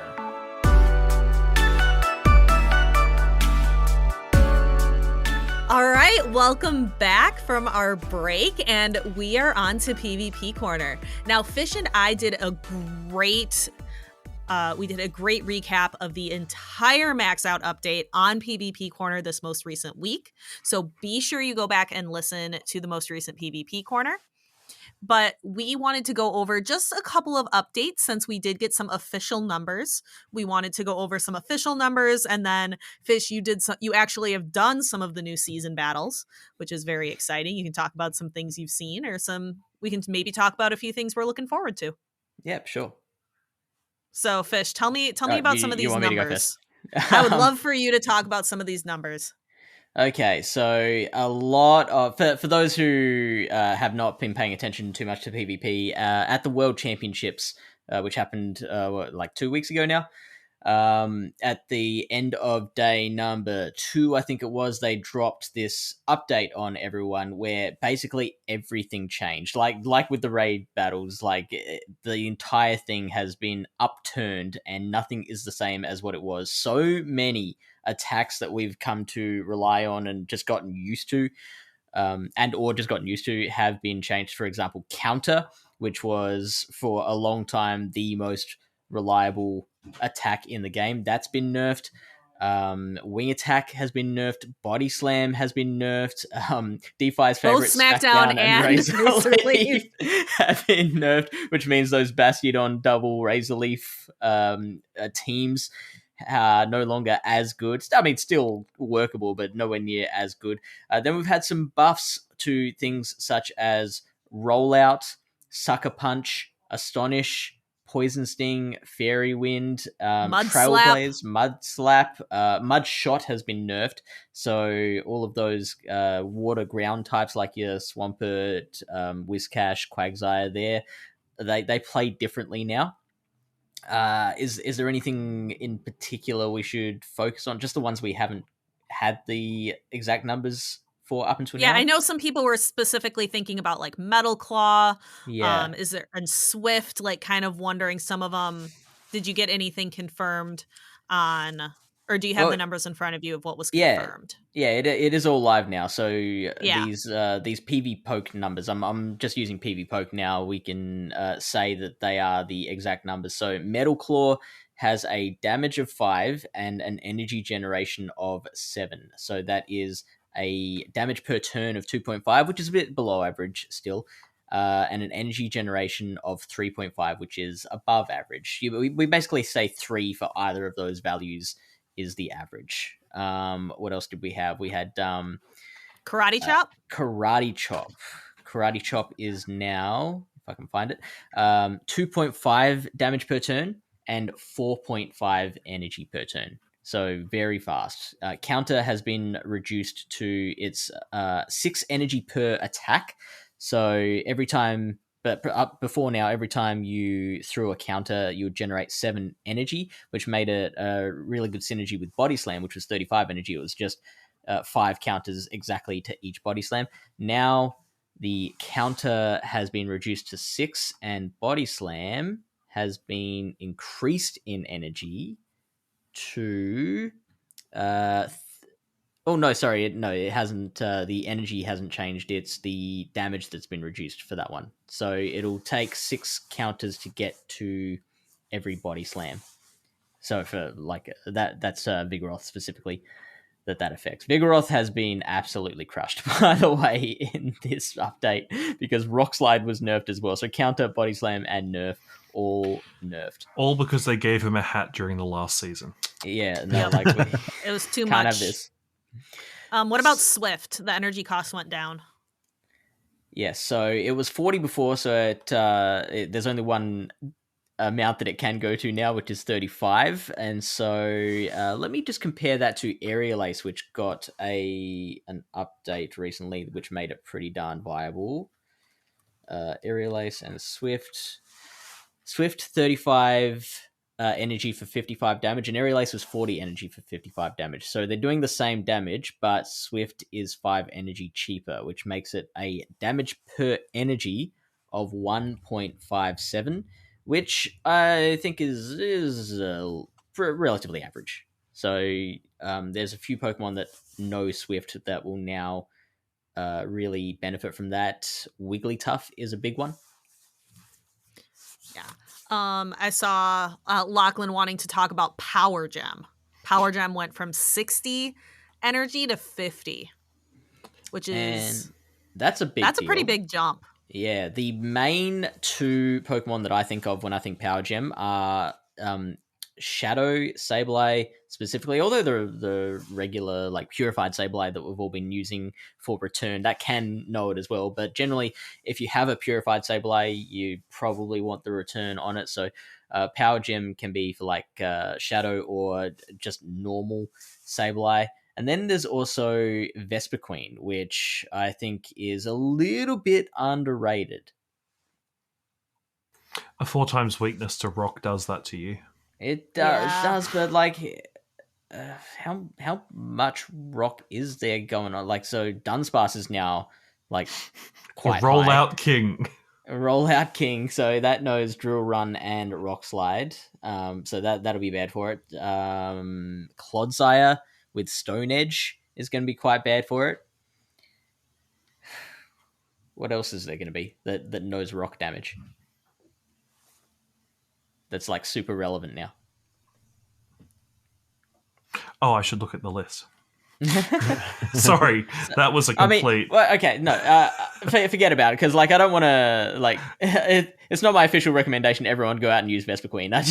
It's a Pokemon that I like, and I think it is getting a little bit better now. Carbink, of course, Binky boy, the big rock thrower.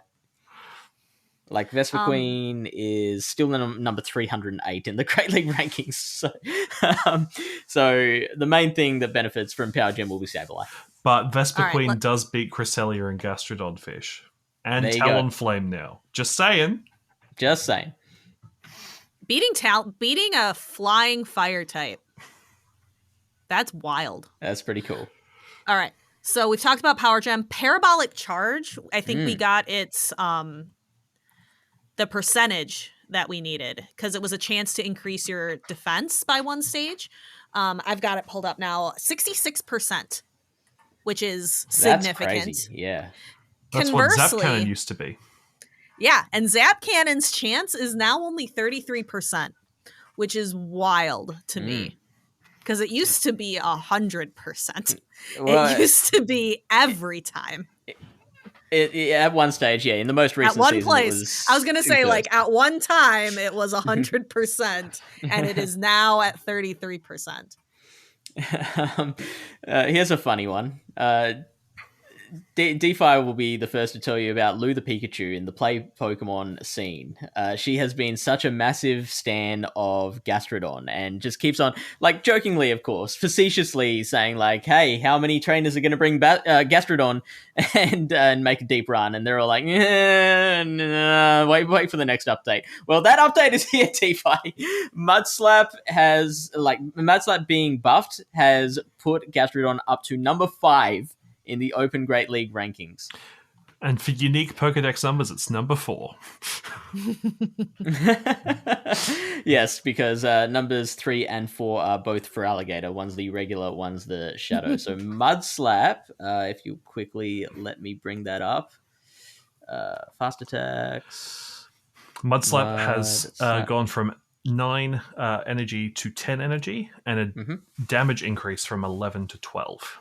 Yes, making it a damage per turn of 4 and an energy per turn of 3.3. All right. There's 2 other attacks I want to talk about, just touch on, because they were the ones that we were kind of waiting to hear back on.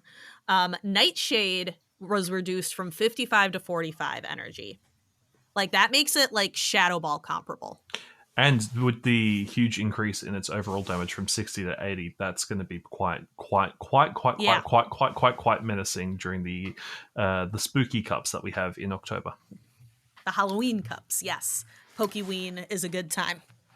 Yes, Shadow Fish? Ball is still preferable, but just barely. So it's like, I was going to say, it's like right, I think it's going to be like right there. Right there. So 1.7 damage per energy for Nightshade, 1.77 for Nightshade, and 1.81 for Shadow Ball. But the fact that Nightshade is 10 energy cheaper, that kind of cancels it out for me, because having a lower energy attack gives it a little bit more playability in general. Flexibility. Yeah. You can bank 2 Nightshades, because you can only bank a maximum of 100 energy, which means with Shadow Ball being 55, you can't have back-to-back Shadow Balls. You've got to throw a Shadow Ball and then throw a few more fast attacks and then another Shadow Ball. Whereas with Nightshade, like, if Skeledirge had Nightshade, my word, DeFi. Like, you would not actually, even though Shadow Ball is a technically stronger move, you would not use it. You would use Nightshade just purely for its ability to throw back to back. Because Skeledirge's attack is so high, it doesn't matter. Like, you're going to knock things out no matter what. The last one I wanted to touch on just very briefly, Surf increased from 40 to 45, because I think we weren't quite sure on, because we know Surf was changed. Its power went up, but also its energy increased it, and it was by 5. So that has put Lantern down to number 64 on the Great League rankings. So how the mighty. But not. Yeah, right. Yeah, how the mighty have fallen. Still certainly usable. Like, its typing is still very, very good. It's recommended with Water Gun now, which I think it was recommended with Water Gun last season as well, or maybe not. Last season, you could really choose between Spark and Water Gun. Now, I think because of the extra energy for Surf, making it a little less, what's the word for it? A little less synergy between those two moves. Now I think Water Gun is more preferred. And I just want to point out how excited I am to see Malamar in the top 15. Oh, yes. We haven't talked about that too. Psywave. Mm-hmm. Psywave, that was actually one of the Pokemon that I tried today, and that Psywave is so nice. So Psywave is now 4. 4 Energy generation. energy and 3 damage. So, and it's a 1-turn attack. So 3 Oh man. damage per turn and 4 energy per turn. Better than Fury Cutter, I believe. Which Malamar was for also- Worlds. Malamar for Worlds. Malamar. Malamar for Worlds. And it could be very good. Like it's got really interesting typing where it's only got it's double weak to bug and single weak to charm. And it All fairy type attack, not just charm. it triple resists psychic, and like everything else is neutral. Because like all the psychic and the dark typing cancels like everything out. It's really interesting. Then do you want to just quickly go through what Pokemon have been given attacks? We can just covered run that through the all list. last week. We covered that all last week, didn't we? Yeah, we did. Yeah, no, We okay, fair did. enough. So But listen I'm to more the show. interested. Listen to the show. I'm more interested to hear about, because what we didn't have when we recorded last was your experience in Go Battle League today. That's something new that we didn't have last Right. week. I had a very interesting first 11 minutes of my day today. So my alarm went off 7 a.m. I had 2 reminders that had gone off on my phone to Star Piece for the start, because like, well, once the season ends, especially when you get to like past rank 20, like the Star Piece at the end of season is lucrative. Right? I forgot the star piece. You forgot to Star Piece. Oh No. It's all over That's the so PvP much discords. Like, if fun. you're in any PvP discords, there'll be someone there with an everyone tag going, don't forget to Star Piece. The problem is that everyone tag went out at 6 a.m. my time, so it Uh-huh. was completely silenced. So, I woke up and immediately grabbed my phone. I had these 2 reminders on. I opened the game, very excitedly pressed the battle menu and went, oh no! All right, so 50% of us failed it. So, Kyle, did you remember the star piece, or have you not touched the button yet? I don't think I did any GBL last season Perfect. because I went and I hit the button We'll count it as a win. because I was like, hang on, I didn't do that, so I should go hit that button. I hit the button, nothing came up, so I'm going to assume I was unranked. So, like, literally not a single battle. Not one, which Wow. is actually a first. I think that's the first season I've ever not done any battles. New goals. Oh, that's a great seasonal goal for Fish. Actually, don't scroll down. Don't win any GBL battles after today. So then I did 2. I had a set that I had already done 3 battles of from the previous day, so I just completed the last 2 battles of that set. I ran Malamar lead, Feraligatr as a pivot, and Shadow Drapion as my closer, because Poison Sting got buffed as well, so Shadow Drapion even better than it was previously. I ran into a Poliwrath lead in my first battle. Like both of the battles that I did were actually kind of sweaty, which is unusual in the early season. Normally, like when you start a season, like you'll very often run into someone who's just decided to give this PvP thing a go and is running like a Comfey or something.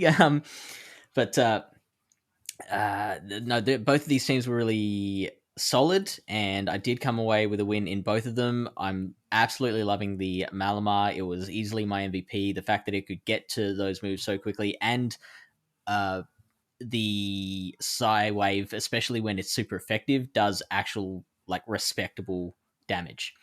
And so I finished the set with I think it was 4 out of 5 for the total, and got my encounter, which was a Galarian Yamask, which was shiny. Oh, oh my god! So that's burying the lead. Yeah. But that's the bit that Kyle cares But how about. good is it for PvP, Fish? That's good now too. No, but with the IVs, did did they you have get any the buffed low attacks attack? It's got a really nice typing as well. Where is it now for Ultra League in particular? It is ranked Runerigus, number 48. Okay, so it's not quite as high as what I thought, but still still very usable. 88.6 total score out of 100. Shadow Claw, buffed Brutal Swing, and Shadow Ball. I think I'll let someone else have a turn talking now. That's okay. So I'm really excited to hear about like your battles. I also want to shout out some different teams you might encounter in the Go Battle League. Can we switch over to that? That's what I was looking for. Yeah. Someone tell me what team to run this season, please. Okay, so I really like there is a trainer there's two trainers who put out Open Great League graphics. The person who posted them in my Discord server made it they screenshotted it a little interesting, but I don't know how to say their name, but you call Jean and then TZ Spanks also both make really, really good team graphics. Some really good, and they credit them to a variety of trainers. Avrip had an ABC flexible team of Ferrothorn, Clodsire, and Shadow for Alligator. Shadow for Alligator, regular for Alligator, still awesome. Like, for Alligator completely dodged all the nerfs. It's just still good. So for Alligator is great. If you want to try out Gastrodon, you could run it Firestar, who's a top 3 Go Battle League Season 12 player. Mandibuzz lead with a double ground in the back, Clodsire and Gastrodon being your safe swap. So it uses kind of like Gastrodon ABB. If you're unfamiliar with PvP and you're still listening, I'm proud of you. But you use the Gastrodon to pull out like something that Clodsire would also be weak to, because they're similar and they're both ground types. And then Gastrodon has a lot of closing power because its 2 charged attacks are really powerful with Stone Edge and Earthquake. So if you get this, Clodsire is so happy when your opponent's shields are down. It does such great work. I enjoy that Kevin Saludaris' team has a Decidueye on it. I'm just looking at it. With buffed Astonish. So Azumarill in the lead, Decidueye, and then Sableye, Shadow as the safe swap using that power gem is another one that looks really good. Let me see if I can find... Oh, Richie has a team too. Mandibuzz, Shadow for Alligator, and Azumarill. I like Richie. Richie was the 2023 Charlotte champion. And he was number 1 in Go Battle League Season 10. I was at Charlotte that season. I was cheering him on. Like, I remember, that was a really good battle. Brings me good memories. Let me see. Is there another Pokemon? Do you want like a Malamar team? Yeah. Do you want to hear? Because like I've never been a great team builder, so like I put together suck those. at team building. Like, I'm just gonna lay it out. I'm bad at it, so I rely on these graphics to take a look at some different options. One team that it stands out to me with Malamar, Clodsire and for Alligator are what you're gonna pair with it. They're just so good. So we call this an ABC team. So you have Clodsire in the lead, and you can either use as your safe swap a Shadow for Alligator or a Malamar running that Psywave, newly completely busted fast attack.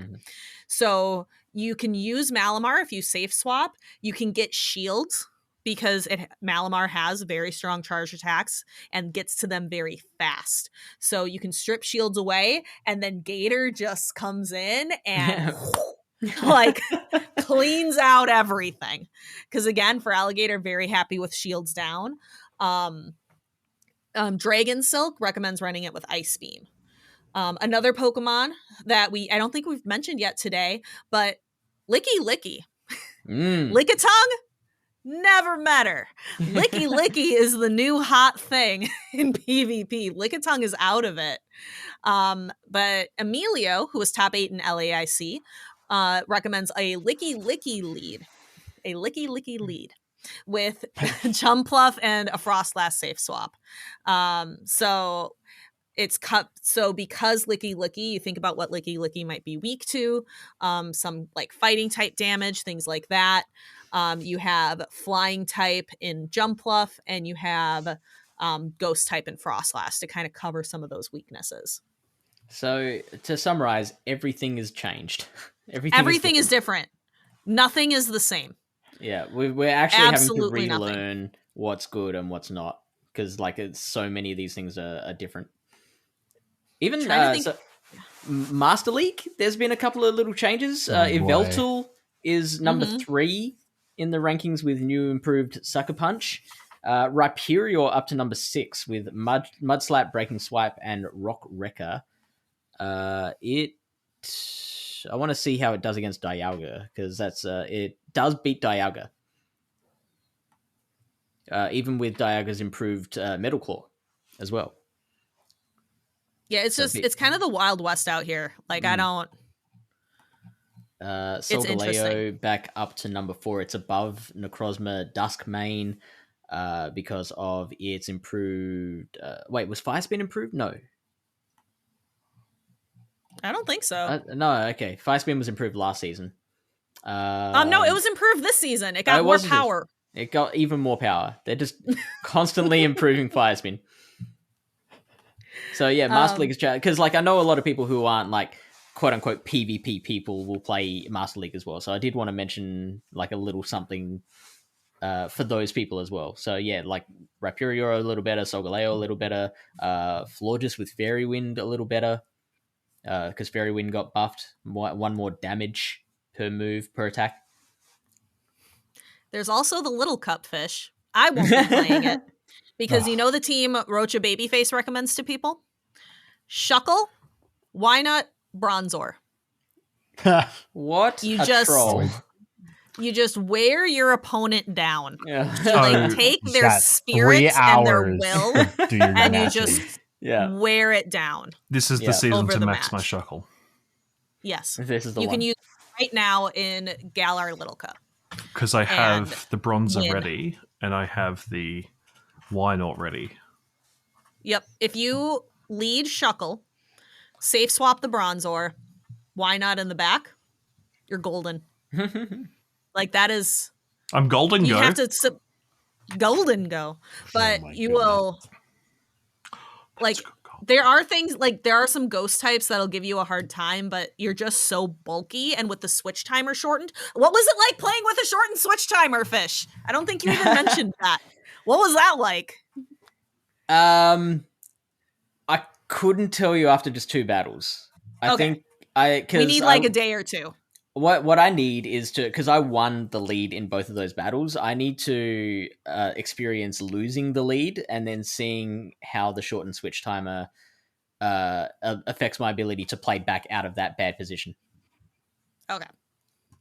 That which is the other big thing that happened, by the way. That's that's bearing the lead. Is so it used to be 60 seconds of switch timer. So once you switch out, you can't switch again for 60 seconds, and that was just excruciatingly slow because especially in Great League where everything is glacier, it takes less to faint them. You would just watch your Pokemon getting beaten to a pulp, and you'd just lose that Pokemon. You'd have to like complete the rest of it, try and win your way back into a winning situation with just like the other 2 Pokemon. It was just not a fun position to be in. So they've shortened that to 50 seconds, which will make a significant difference to how dynamic the battles are.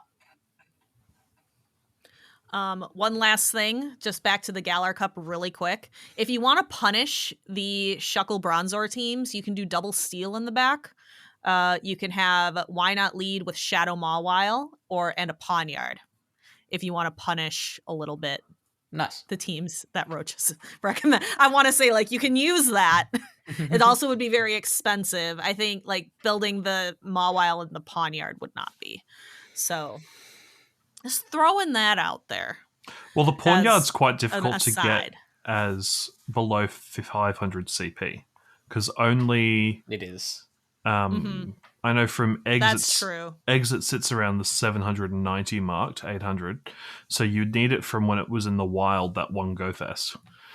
I can use a shiny one for that one. Yeah, you can. You could use like a Galarian Stunfisk is also steel type that's eligible. Galarian Meowth is steel. Onyx or Steelix. Technically, just like another steel, like a steel type would be really good. Pawniard's obviously the best though. So if you have it from that GoFest, I believe I have one as well. It's going to be very good. All right. I think we're done with PvP corner. That was All record right. time for PvP Corner on a Megapod because we covered most of it already. Yeah. Be sure again if you came here hoping to get everything from the latest season update, please go back and listen to the most recent PvP Corner to get even more information. I mean, not to step on our own toes, but I think we did end up covering quite a lot of it. We didn't. We didn't even talk about Alistair. That's okay. No. So yeah, we've talked about all the moves. We didn't talk about all the other stuff like the different cups and the seasonal rewards and all that. So yeah, You only need to be veteran rank, Kyle, to get the mask. The mask is pretty cool. Does the mask come on the Go Battle Day? I could not tell you what veteran rank means in GBL. It's the rank. Ace is the rank after 20, right? That's how that works. Mm-hmm. Okay, maybe we'll Veterans see. after that. But we have to move on because we still have at least a little bit to cover. We do need to mention one more thing. Sorry. Okay. It is that because I often put out a call for mail for our listeners to send in emails and voicemails and Discord messages and whatnot. And I did that a few weeks ago, and then DeFi and I both disappeared for like 3 weeks. And so our inbox started exploding. And so we don't want to keep, like, there are some people who have been waiting to hear their email for about a month now. So we decided to do a small mailbag episode for this week, which we are going to record tomorrow. I think it'll come out on the weekend, like around the same time that our normal PvP Corner episodes come out. So we will address a few of the mails in that episode. Hiya. Yep. So even more fish in DeFi. Even more. And you can also hear us on the BTW podcast. Oh, yes. Yes, if you want even more. With Wildcat Dad and Who's Your Data. That was a really fun time, fun evening. So check that out. BTW episode 186, I think they're at. Now for the end bit is my favorite. I'll bet it is. For the primary for the primary listeners who enjoy following you, DeFi, is there any Play Pokemon regionals that you're confirmed to be attending at this stage as a caster? Baltimore. Not as a I can't confirm anything as a caster. You will see me this season. But as a competitor, I'm going to Baltimore. So if you like seeing me, if you like saying hi, I will be in Baltimore as a competitor. I wanted to be there at the very first regional of the season because it's going to be wild. We're going to have all kinds of new things that we, like Gastrodon is probably going to make top 12. That's wild. And I wanted to be there. So. And what about you, Fish? Is there any Play Pokemon regionals you're booked and ready to go to? Yeah, you know the answer to that. Both Perth and Brisbane, which are the two regionals that have been announced so far. We are expecting more, so like at least Melbourne, hopefully a Sydney. Could one be as well. Auckland instead of Melbourne. Oh, I mean, I would Who knows? Go to Give something to New Zealand. Right. Let's go. I'll also be at the Brisbane regional. That's all for PvP Corner. Thank you very much, Fish and DeFi. Because we have to move on to PokéPoll. I'm going to hand it over to Lachlan this week. So, in last week's PokéPoll, we had a very important question for you. What Galarian Pokemon do you hope to see this season, and why? The first response was from Lemirio. Snom! Lemuria. This is the answer. It is the answer. Its evolution of Frostmoth is also lovely, but Snom is basically the cutest Pokemon and a perfect canvas for all costumes. Plus, it's got a unique Ice and Bug typing. It's hilarious when Dynamaxed. It's just wonderful. Maxotron writes, I'm stuck between a few because they're all great designs. Orbital, Duraludon, Copperaja, and Dreadnought. They're all a close tie. But I will throw a curveball with Sandaconda because I want to have an actual sandworm to introduce to my Dune-themed Pokemon to introduce my Dune-themed nickname Pokemon. My current Shai-Holude and Shiaton are Gyarados and Giratina.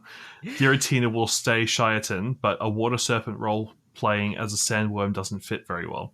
Are you curious to see what my others are, to see if they fit? Well, email incoming, wanted or not. All right. Triptando writes, for me there's only one possible answer, and it's one of the Gen 8 fossils. Yes. I love the way they did the fossils in this game, and it's also nice to see that they've strayed away from them just being rock typing. Anyway, my answer is Dracovish. I love the absolute derpiness of this mon. It's a great design how the head is attached to the tail. It also has a really cool and powerful water dragon typing. I just want it so badly. I want it for Great League, and I want it for Ultra League. And I want a hundo to Best Buddy, even though it firmly lacks the stats to be able to compete in Master League. Having that thing run around as my body on the map is going to be so awesome. Much love, Tristan. Arkham writes, while it's a flexible moveset probably won't translate to Pokemon Go, I'll still be excited to see Mudsdale. We took down plenty of stadiums in my playthrough of Pokemon Shield, and I'm hoping for some similar use in Go. The one caveat there, Mudsdale is one of our few Alola Pokemon we've yet to get, but was quite prominently featured in the wild area and routes around it in Sword and Shield. So, I was gonna I thought I had a moment. I'm like, wait a minute. Hang on. Okay, but still, fun Pokemon. But before we read this week's PokéPoll, the three of you have to answer last week's PokéPoll. Well, maybe not Fish, because Fish has to go look up all the Galar Pokemon to figure out unless you have one you know. I do have got one. Ooh, yeah, okay. It's Honedge. That's Kalos. Honedge isn't Galar. Yeah, it's not Galar. It's Gen 6. It's actually it's like the two holdouts from Gen 6 that they're killing us for. Well, now that we have form changes announced, form changes in battle with more Pekko, that literally the door is now open. We can get both Mimikyu and Honedge in game. That's what we were waiting to happen. It's going to happen now. It's just a matter of time. I love that the holdouts from Gen 6 is the Honedge line, but then also the mythical Volcanion. Yep. That's okay. He'll get elite raids and everyone will be upset about it. What about you, DeFi? Oh, I'm Snom. Lemurio's right. Yeah. Snom is just so cute. I also like Triptondo's answer of the fossil Pokemon, because the person who does the fossils for you in Pokemon Sword and Shield, her name is literally Careless. It's a rib at the British National Museums, and putting fossils together incorrectly is a real historical jab at them. So there's 4 different kinds of fossils, and they're all just put together wrong, and they create such cute, fun little friends. I'm glad to hear more love for the Gen 8 fossils, because I like them, and so they get a lot of trash cute online. I sometimes want to be able to just put them together the right way, because I'm type A and I like things to match controlling a little bit. But I love, Dracovish is cute. They're all cute. I like them a lot. I've got 2 picks. My first one, I played Pokemon Shield, so you might notice a bias with my 2 picks, but Galarian Corsola / Cursula and Ice-Q. So I'm going to start with Ice-Q after the slander my little penguin got last week. So for those who are uninitiated like Fish, Ice-Q is a penguin with an ice block on its head, and that's its ice face form. But when it gets hit, its form changes and the ice crumbles and it becomes Noise Face, or No Ice. And he looks so sad. And I've had Ice-Q as my phone background for about a year now. It's on rotation between that and the Keldeo with the Apple long press to change. I love it. And James Turner, who was the art director for Sword and Shield, put out some unique artwork that he did of them just floating in lemonade, both regular and shiny.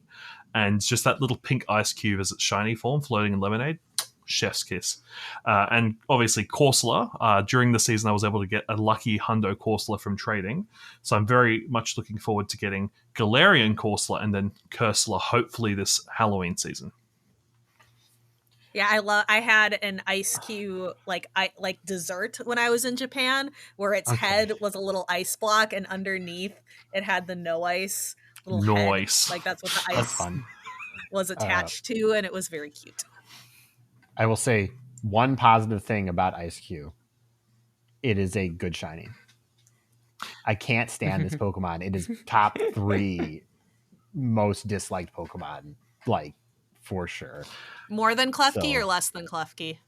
It is. Klefki's probably 1. Ice-Q is 2, and then the whole Vanillite line is 3. You didn't hear it, child. It's fine. My Vanillux in the background just had a heart attack. Hey, it's 3rd. It's 3rd. I don't like it, but I don't have vehement hatred for it anymore. I did when it came out. We're gonna move on though, because I could complain about them forever. But Corviknight, is that a Galarian Pokemon? Yes. It is. Congrats, Fish. Corviknight is a good choice. Fist pump. Good job. Let's go. I'm taking that one. All right, Lachlan, let's hear this week's PokéPoll. All right, so this week's PokéPoll. What are your biggest hopes and goals for the new season? Well, we're going to share all of our goals at the end of the episode. Well, yeah, we'll share goals so we can do hopes and stuff. Awesome Halloween. A great Halloween. This Halloween has such high potential. Is such high potential right now. So I'm scared. So did this year's Adventure Week. Oh, I mean, Adventure Week has its own potential, but like, okay, it's gonna make myself upset. My hope right now is that max battles feel good to do. Maybe I don't know if that's a great answer, but like that's really what I want to see at the end of 3 months. I want to be like, I actually enjoyed going out and doing max battles. So that's my big hope for this season. One hope that I have, like, there's been some discussion about this whole form change mechanic and whether, if and when it will appear in PvP battles. So I hope that if that is the case, that it is a positive change. All right. Lachlan, what about you? All right. I love Galar. Sword and Shield is such a... Oh, sorry, it was very Australian how I just said Galar there, wasn't it? Not Galar. There's a Galar out the window making some noise. But the Pokedex is so good. Like, I'm not a huge fan of the new Pokemon from Alola. There's a couple standouts like Kamala, but I just love what they did with Galar. And I hope that such good Pokemon like Impidimp isn't locked behind 12k eggs. Oh, you know it. You know it. I'd rather them put... Like, honestly, I'd rather see Galarian Corsola go to the 12k egg route. Or Pinurchin. Put Pinurchin. Just put that little electric sea urchin. Just put that in the 12k eggs. Type. Well, you know what? We have to have some compromise here. No, it definitely that's definitely going into 12Ks. Applin's definitely going into 10Ks. Let's be real here. Applin's such a good Pokemon, and Appleton, and Flapple, and Dipplin, and Hydra Apple. Right. I hope we get more Apple evolutions. An apple a day keeps the professor away. All right, and with PokéPoll over, you know what that means. Chris isn't here to get lost, so it's time for emails. And 2 voicemails. This first voicemail comes from Hero Ice. Hey everyone. Hopefully, if I get this timed out right, it'll be Chris, Kyle, Lachlan, DeFi, and Fish. Happy end of season. We are now going into Max Out, which for me, it is one of my favorite seasons. I don't know if I said this already. This is Hero Ice 18. But I am really looking forward to Galar. Galar is one of my favorite games of all time, probably up there with Emerald and Black and White 2. It was such a breath of fresh air for the Pokemon series, and I gotta admit, it has one of the strongest Pokédex in most of the modern 3D era games, so I am more than excited to see everything come out. But it's kind of bittersweet in a way to go into a season that's so exciting when we've just come from, I know it's probably cliche to say this, but one of the worst seasons in Go. We had a really high point with GoFest where everything was fun, but then almost everything before GoFest and even now, after GoFest till now, has been super lackluster, and I'm wondering what your guys' thoughts are on it. I feel like they're kind of bubbling out Niantic. Like, they're trying to save face with a lot of tech companies around laying off and kind of reducing a lot of manpower. I feel like Niantic's really taking that hit because it feels like now with every passing event and every season, there's just less and less that goes into it. So I feel like the game's kind of in an unhealthy state where a lot of players are wishing that they could have more, but Pokemon Go is not really giving us more because they can't prioritize and they can't get enough people working on features. So I don't know. It's kind of been my thought.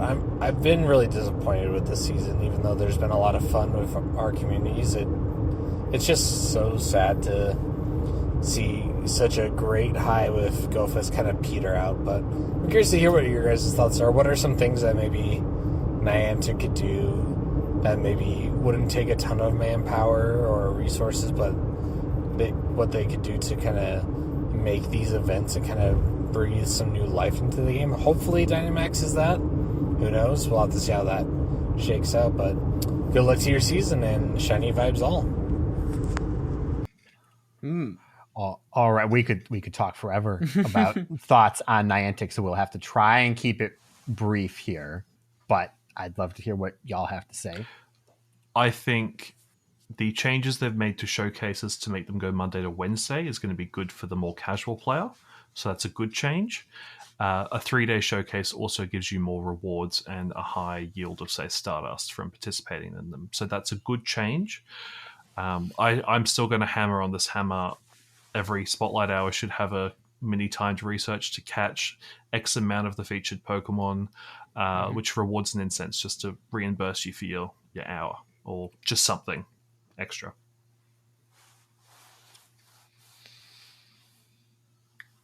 I think that it's hard for me to judge this last season because GoFest was such a high, and it was, towards the early part of the season. But this season definitely petered out. Usually all summer is like they try to go. And then the fizzle with the Adventure Week into Rockets into the team up stuff definitely did not keep the momentum going. I don't really have any ideas and thoughts otherwise on the state of the game at the moment, but I do agree. I think what they've started with this season of 4 new families in the wild, so you get those shadows on your map, that just feels exciting for people. We haven't had a new shadow on the map this year except Wiglet. And that's if you're near a beach. That's this calendar year. So that is a big change to have 4 drop, because it will just feel nice when you finally find that Dreepy. As far as the general feeling about the state of the game at the moment, my immediate thought is we've been in much worse places than now, right? I would agree. I think Niantic has done some things right lately. It just they did have a string of bad, very recently. Yeah. I'm going to continue to remain cautiously optimistic that we're moving in a good direction. Yeah, there's potential in Dynamax. The game does need new features in that regard that keeps players active. Showcases are great, but they're a passive feature versus an active feature. Mm-hmm. And the game hasn't had a new active feature since PvP was added. So Rockets were predate. After PvP, weren't they? Don't they predate? No. For GBL, I should say. I guess it was PvP, Rockets, and then GBL actually came out, right? Yes. Yes. Okay. Yep. Okay, that sounds right. GBL, sure. Yeah. And that's I hope that's point stands battles. Yeah. All right. Next voicemail is from Kevin Red Bull. Hey, Chris and Kyle, it's GOCast. Oh, Jesus. You know what? I messed that whole thing up. You can leave that in there, though. That's fine. Would it? Hey, Chris and Kyle, it's Kevin Red Bull here. Hi, Kevin. I just was listening to the podcast, and when you were saying the phone number, I realized in my head that regardless of the fact that I have you entered into my contacts as GOCast Podcast, I have your phone number memorized and have had it memorized for a long time. 262-586-7717. But the real reason I wanted to come is it's an hour and a half into the new season, hour and a half into, the Galar starters dropping and the Shinies release of Swobit and Did I mention that this call was because I just nabbed the shiny Squobit? Hey. Oh my god, I was so excited. I just grinded a half an hour lunch playing the whole time, and as I'm walking back into work, like, oh well, we'll try again later. Last Squobit I click on, kaboomba! It's the shiny. I just thought that was so cool, and I was listening to the podcast as I did it, so I was like, I gotta send them a voicemail and let them know. But I perfectly destroyed the beginning of this, so I hope you guys have a great day. Shiny vibes off. Kevin Red Bull, out. That's a great start to your season right there. Bam. I'm not It's sure if only that, downhill from here. I'll trade you one of my shiny five shiny Wooloo for that. You coming to the meetup? We'll see how you feel at the end of the season first if you want that Squobit. Good point. Good point. You may be drowning in them later. It could be the new Young Goose. Oh, geez. It probably will be. All right. So first email is from Mattingly, and they said, hello, gents. After listening to your latest episode and your thoughts on the Triumph Together rewards, as a day 0 player, I played the beta, and now it's level 50. I agree these rewards don't seem all that special, but I had 2 experiences that made me reconsider. The first was my son, who after 8 years has made it to level 44 and is requirement locked at the 50 Rocket Leaders. He started as an 8-year-old who loved Pokemon, but as he aged, he still loves it. But he's also at an age where it isn't considered cool and only plays big events or when he's with me. He made the decision that he would go all out during Adventure Week to knock out the final 30 bosses that he needed. And then the reports came out about the ban, so he decided against it and would continue to play like he normally does and continue the grind. But now with the new Rocket event, he's knocked out another 15 leaders already and hopes to get the final 6 on Friday. Nice. That's good work. Good work. The second experience was that I dropped my oldest off at college a week ago. While we were helping her, I noticed that I could reach a gym in 2 stops from her dorm room. That afternoon, while sitting in the common area with her friend, she heard someone playing Pokemon in there. Side note, who plays with the sound on and no headphones? She talked to the kid, and he told her there was a small group of kids in the dorm who play, and so she downloaded the game and played with the group on Spotlight Hour and Raid Hour. Well, I don't know how long she will play. The mundane rewards are new and helpful to her. She's always enjoyed the TCG, but she is using Go to make some new friends. Not every event or bonus is for everyone, but there is always a subset that needs it. Sorry, not sorry about the length, and hundo vibes all, Mattingly. Well, see, these are the best stories about Go, though. I love to hear about that. Totally.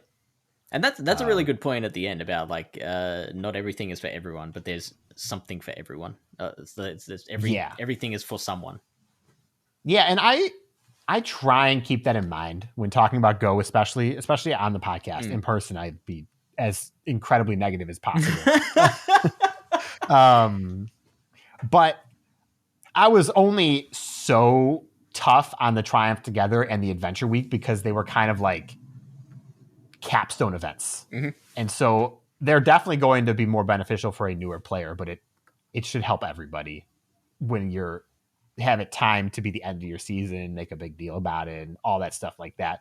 That said, always love to hear that it gets more people downloading and people making friends, especially in college. So thank you so much for the email. Next one's from Brendan. They said, hey guys, hope you all had a great season of Shared Skies. I have a really random question for you all. If you could remove one Pokemon from Pokemon Go for the next season, what would it be? My answer is Kecleon.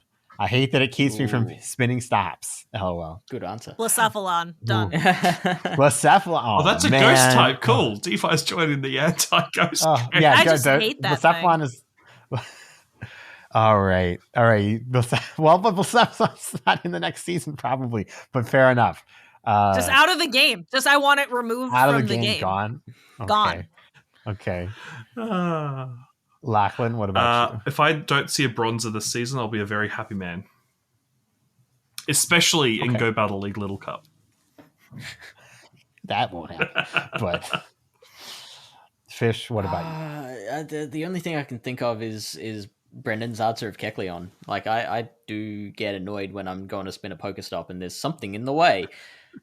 Like I'll change that stance once I get to that step of the master research. Yeah, exactly how I feel. But until then, get him out off my screen. out of my game? Oh man, it's such a hard question for me. I want to say something like super common, but I don't want to say I like Yungus. I don't want to see Yungus yeah, that's a good one anymore. too. I don't think it's featured for this season, of course, but yeah, get that out of here. You can't even easily mass evolve it because it requires daytime. Well, So, like, you have Sunsteel Strike now. Yeah, it's not happening. Those moves are never getting used ever. I'm never paying the Stardust for that. Okay, I have used about 2 hours worth of Moongeist Beam, and I have got a shiny Alolan Rattata off it, and that was I hatched a 4-star Pancham, so I put it as my buddy and turned on Moongeist Beam and was able to get enough Dark types to evolve it. And if you don't have shiny Rockruff, it's a really good way of fighting Rockruffs. I'm not saying they don't have use. I'm just saying it's super niche. Okay. All right. Thank you very much, Brendan, for the email. Next email is from Team Magma Tyler. And he said, "Hello, GoCast. I'm writing to regretfully inform you I am putting in my 2 weeks notice as mod and fan of this podcast due to your comments on Chikorita. I will gladly continue modding and listening to you if you A, double my current salary, and B, admit you were wrong and that Chikorita is not the worst starter line. I mean, the Meganium is a sauropod and dinosaurs are really cool, man. You mean to tell me Chikorita is worse than a Fire Pig or a Fire Fox, which we always had since Gen 1, or even whatever Chespin is? I will always be on hashtag Team Chick Click and need you to admit you've made a mistake. Thanks. Have a nice day, Team Magma Tyler." And Chris has left a comment and said, "Just leave your keys on the desk on your way out." Savage. I'm just, and then I like on the pre-show topics, like before the show notes, he wrote, "Chris will make no apologies for his comments on Chikorita last episode. Tough luck, nerds." Which is a very Chris thing to say. Tepig is my go-to starter from the Unova region, and it's the first fire starter I feel that way towards. So I do love Chikorita, and I do like it more than Cyndaquil, Chris. But I won't put Chikorita above something as horrible as, say, Charmander. So Tyler and I had like a 2-hour conversation the other night, 2 nights ago. We were playing League of Legends, talking about how we rank all the starter Pokemon, and he obviously didn't like my ranking for Chikorita. So I will not back down on that. I think Chikorita is bad, but I think I was convinced that it is definitely bottom 2. And I think I'm going to make more enemies today. Oh. I think that Oshawott is worse than Chikorita for me. I mean, I'll agree with that, but that's because I put Chikorita very high. I'm not a huge fan of a lot of Gen 5 and Gen 6 starters, kind of in general. Mm-hmm. So, I would put Chikorita above pretty much all of Gen 5 and 6. I think for a lot of people, Oshawott was redeemed by Ash's Oshawott in the anime, just being so adorable. And I remember when Dawn came to visit Ash in Unova, and Ash's Oshawott falls in love with Dawn's Piplup, and is absolutely heartbroken when Piplup doesn't feel the same way. I'm here to break hearts in that no behavior in the anime is going to win me over a Pokemon. Oshawott. So yeah, it's got a little seashell. Now I can have 2 haters, but yeah, I don't like. Okay, no, I think all of Johto is just top tier in terms of your first partner Pokemon. I love Chikorita, Cyndaquil, and Totodile, like all 3. They're so good. If you're talking about first partner Pokemon, I'll agree with you on that. But if all of Johto in general, Sunkern could be left at the door. Yeah. Okay. I love Sunflora though, but not Sunkern. Can of worms. All right, that's the end of emails. I'm not going to thank Tyler for his email. At his service. But if you want to send an email, you can send it to mail@gocastpodcast.com, or as Kevin Redbull said, if you want to send a voicemail, it's 262-586-7717. And that means we're at the end of the show. We made it. Some We said made it it. wouldn't happen. Two and a got there. half, 3 hours ago, I don't think I would have seen it coming either. Oh my goodness, please. I have to go to bed. I got to be up in like 7 hours. But I have to eat first still. Oh my goodness. Anyways. But if you, dear listeners, look to support the podcast, you can do so at patreon.com/GoCast podcast. You can visit us at our website, gocastpodcast.com. Visit us on X/Twitter at GoCast Podcast. Or if monetary value is not in the cards, or if you want another form of being able to support us, you can leave us a review wherever reviews are left. But first, I have to hand it over to Fish. Yes, to shout out to our elite trainer tier patrons, who are Bo, Daniel, Laurie, Michael, Ozzy, Arkham, Marvin and Mimi, Swartz, Thea, Jason, Justin, Charles, Modders, Lee, William, Brendan, Ethan, Stephen, Nick, our favorite listener Drew too, Camo, The Ugly Rock, Jacob, Victoria, Sarah Law, Memorandums, Nabil, Tish, Jacob, Matthew, Don, and John Paul. He's done it. He's done it. Yeah. And we have a couple new reviews today. First one's from Beanie Boo Lover 1256, and they said, "Amazing. This podcast is amazing and making me laugh, but sharing the news and keeping me updated on Go at the same time. Keep being amazing and don't let anyone tell you otherwise."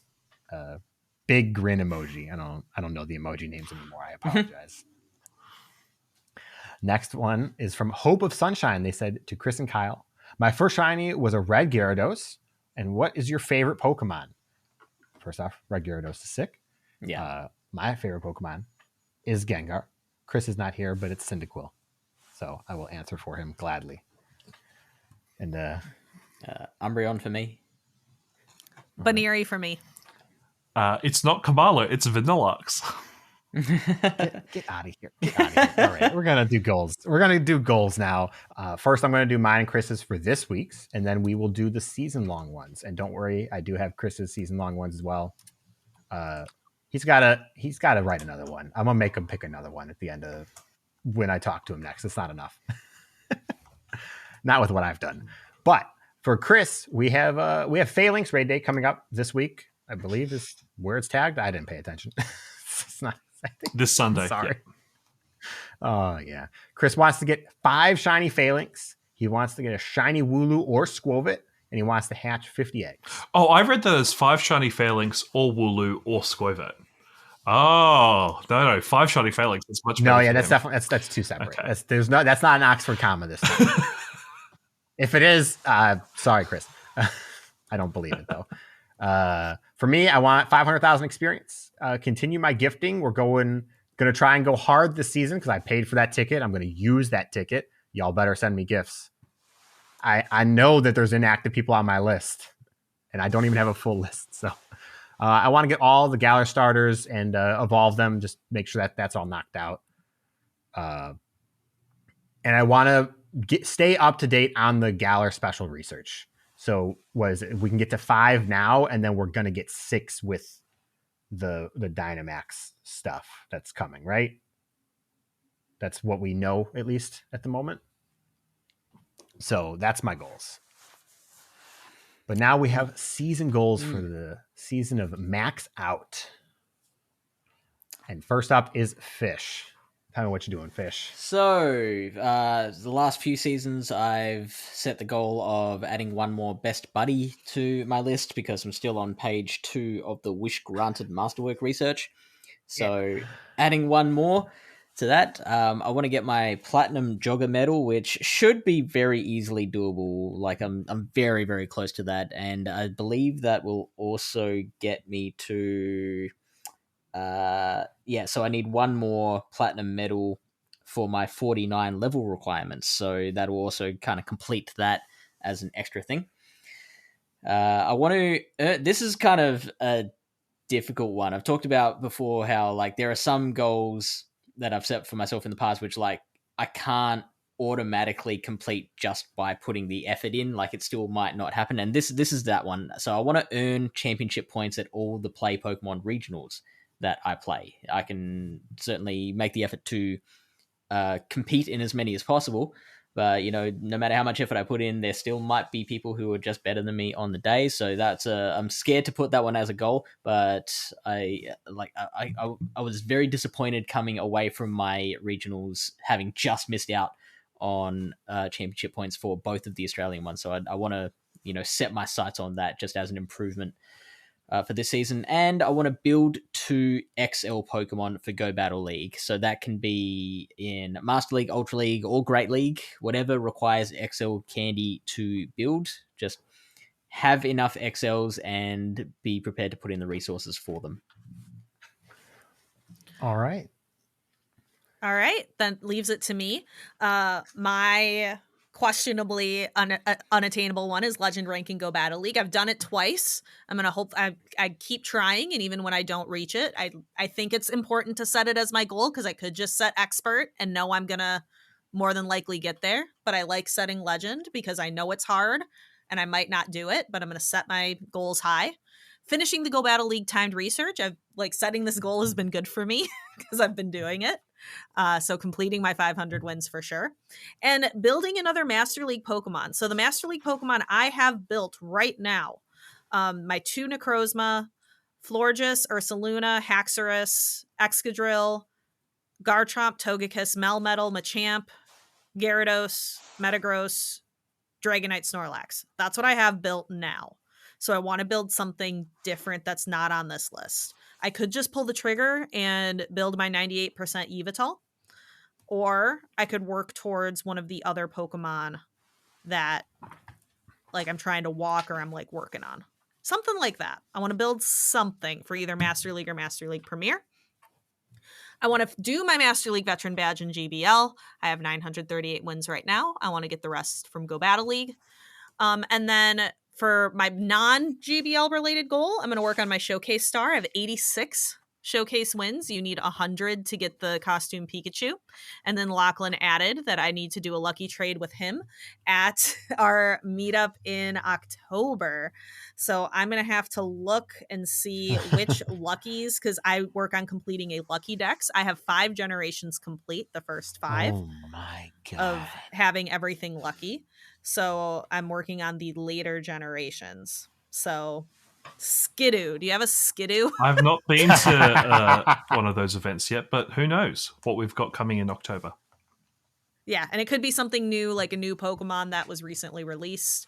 I don't have luckies of all the Galar. I can give you a Those would be pretty Blacephalon. easy though. You could. You could. And then you can That would transfer it be immediately. Yep. Because I don't need to keep it for it to be in the lucky decks. All right. For Chris, he wants 20,000 eggs hatched total. He wants to master Dynamax events or whatever. So that'll be a fun one for him to justify and for all of us to say he didn't do in 3 months. Well, I'm going to interpret it as at least get every single Dynamaxable Pokemon. That would be a good. Maxed out? Do they have to have all their stuff unlocked and everything that they seem to have? Well, I'm personally not wanting to do a Squavit raid, so if he does that, I'll give him points. Okay. Yeah. He wants to have 10,500 total kilometers walked. He wants to attend the GOCast meetup. I hope he does, because he's driving there. I'm not driving. So for me, want level 49. So like I said, I need 1.5 million experience. I also need 2 platinum medals. One of them is free. I just haven't done it yet because I have to evolve a Larvesta. And I don't know which one the other one is going to be, but fingers crossed. I need 2 more best buddies. So I'm hoping I can do that. This is a bold one. I need to be more on top of this. After these 2 best buddies, I will probably never actively do a best buddy again, just so everyone is aware. I want to try and get my platinum backpacker medal. I'm at 47,340 out of 50,000. So not too many to go. And I want to get all of the new available Galar Pokemon for me. So that means no Stonejourner, because it's not available to me. Maybe I get lucky. Maybe there's somebody coming to the GoFest who would help out with that, but I don't think so. The GoCast meetup, I mean. So we'll have to see how this one goes. I just want to say, ever since I'm pretty sure it was the Star Piece episode with Alfindiol on it, I've been very interested in my Sightseer medal, not quite the backpacker, but like spinning unique Pokestops. And so like whenever I go traveling now, I like hit up as many Pokestops as I can because I want to get that badge up as high as possible. Alfindiol is next level. Oh yeah, it is. Oh, yeah. It is crazy. Yeah, I definitely couldn't compete with him. All right, Lachlan, let's hear it. I've got a nice long laundry list as I normally do, and I'm adding one more to it while I talk. So I want to make sure my Lucario is Mega 3 by the end of the season. It's a couple days off, so that should be there by the end of the week if I do daily evolves, or even if I just wait for it to be free, and that would give me all released Megas at Mega 3. I want to get level 50 Pokemon up to 200, so an increase of 15 from last season's goal, but realistically it's only another 8, and I want those to include a second Kyogre after its next 2 weeks in raids, because I have the other hundo ready to go, just need some more XL, and include one of each of the Galar starters, Inteleon, Cinderace, and Rillaboom. So this is going to have me doing a lot of trading. Maintain the Lucky Dex for all new Pokemon available in Australia, so this is my caveat for Stonejourner and Hawlucha. But I'm currently at 837, and I have a lucky trade lined up later in the day to do Dreepy, so that should be good. Zacian and Zamazenta Shinies, assuming we get Zamazenta Shiny at some point this season as well, and also get enough XL for both of them. So I'm currently at 105 for Zacian, and I'm at 49 for Zamazenta. Okay. I'm going to put back on that Ultra League Veteran medal. I'm going to get it. It's the only platinum I can actively work towards of my own time. So Fish, please remind me when we're in Ultra League to do it. I'll definitely forget. I want to get my Best Buddy medal up to 125. So it's only another 9 throughout the season. Youngster medal, I want to make some progress on. I'm currently at 682. I want to try and get that to 750, which might mean a lot of Moongeist beaming. I want to complete the 3 PokéCoin bounty timed researches each month. I want to make sure I'm complete with the Galar Calling special research. And I want to get my Jumbo Pokemon Collector medal up to 2,000. I'm currently at 1,831. So with Big Pumpkins being in the wild for Halloween, hopefully that will be doable. And lastly, I want to get the Lucky Trade done with DeFi at the meetup. Could maybe get a Dreepy. Lucky Ghost Dragon. DeFi will probably get the hundo. I did get side tangent. Lucky Trader did yesterday. I got a hundo Lucky Tropius. Hey, nice. That's a good one. Yeah. Nice. Yeah. All right. I think it. that is us done. And yeah, that's it. We're done. That's We're done, everybody. I've forgotten how to close it out. It's time to say bye. Okay. See ya. Bye, everyone. See you in 3 months. Bye. See you in 3 months. Bye. Listen to PPP Corner.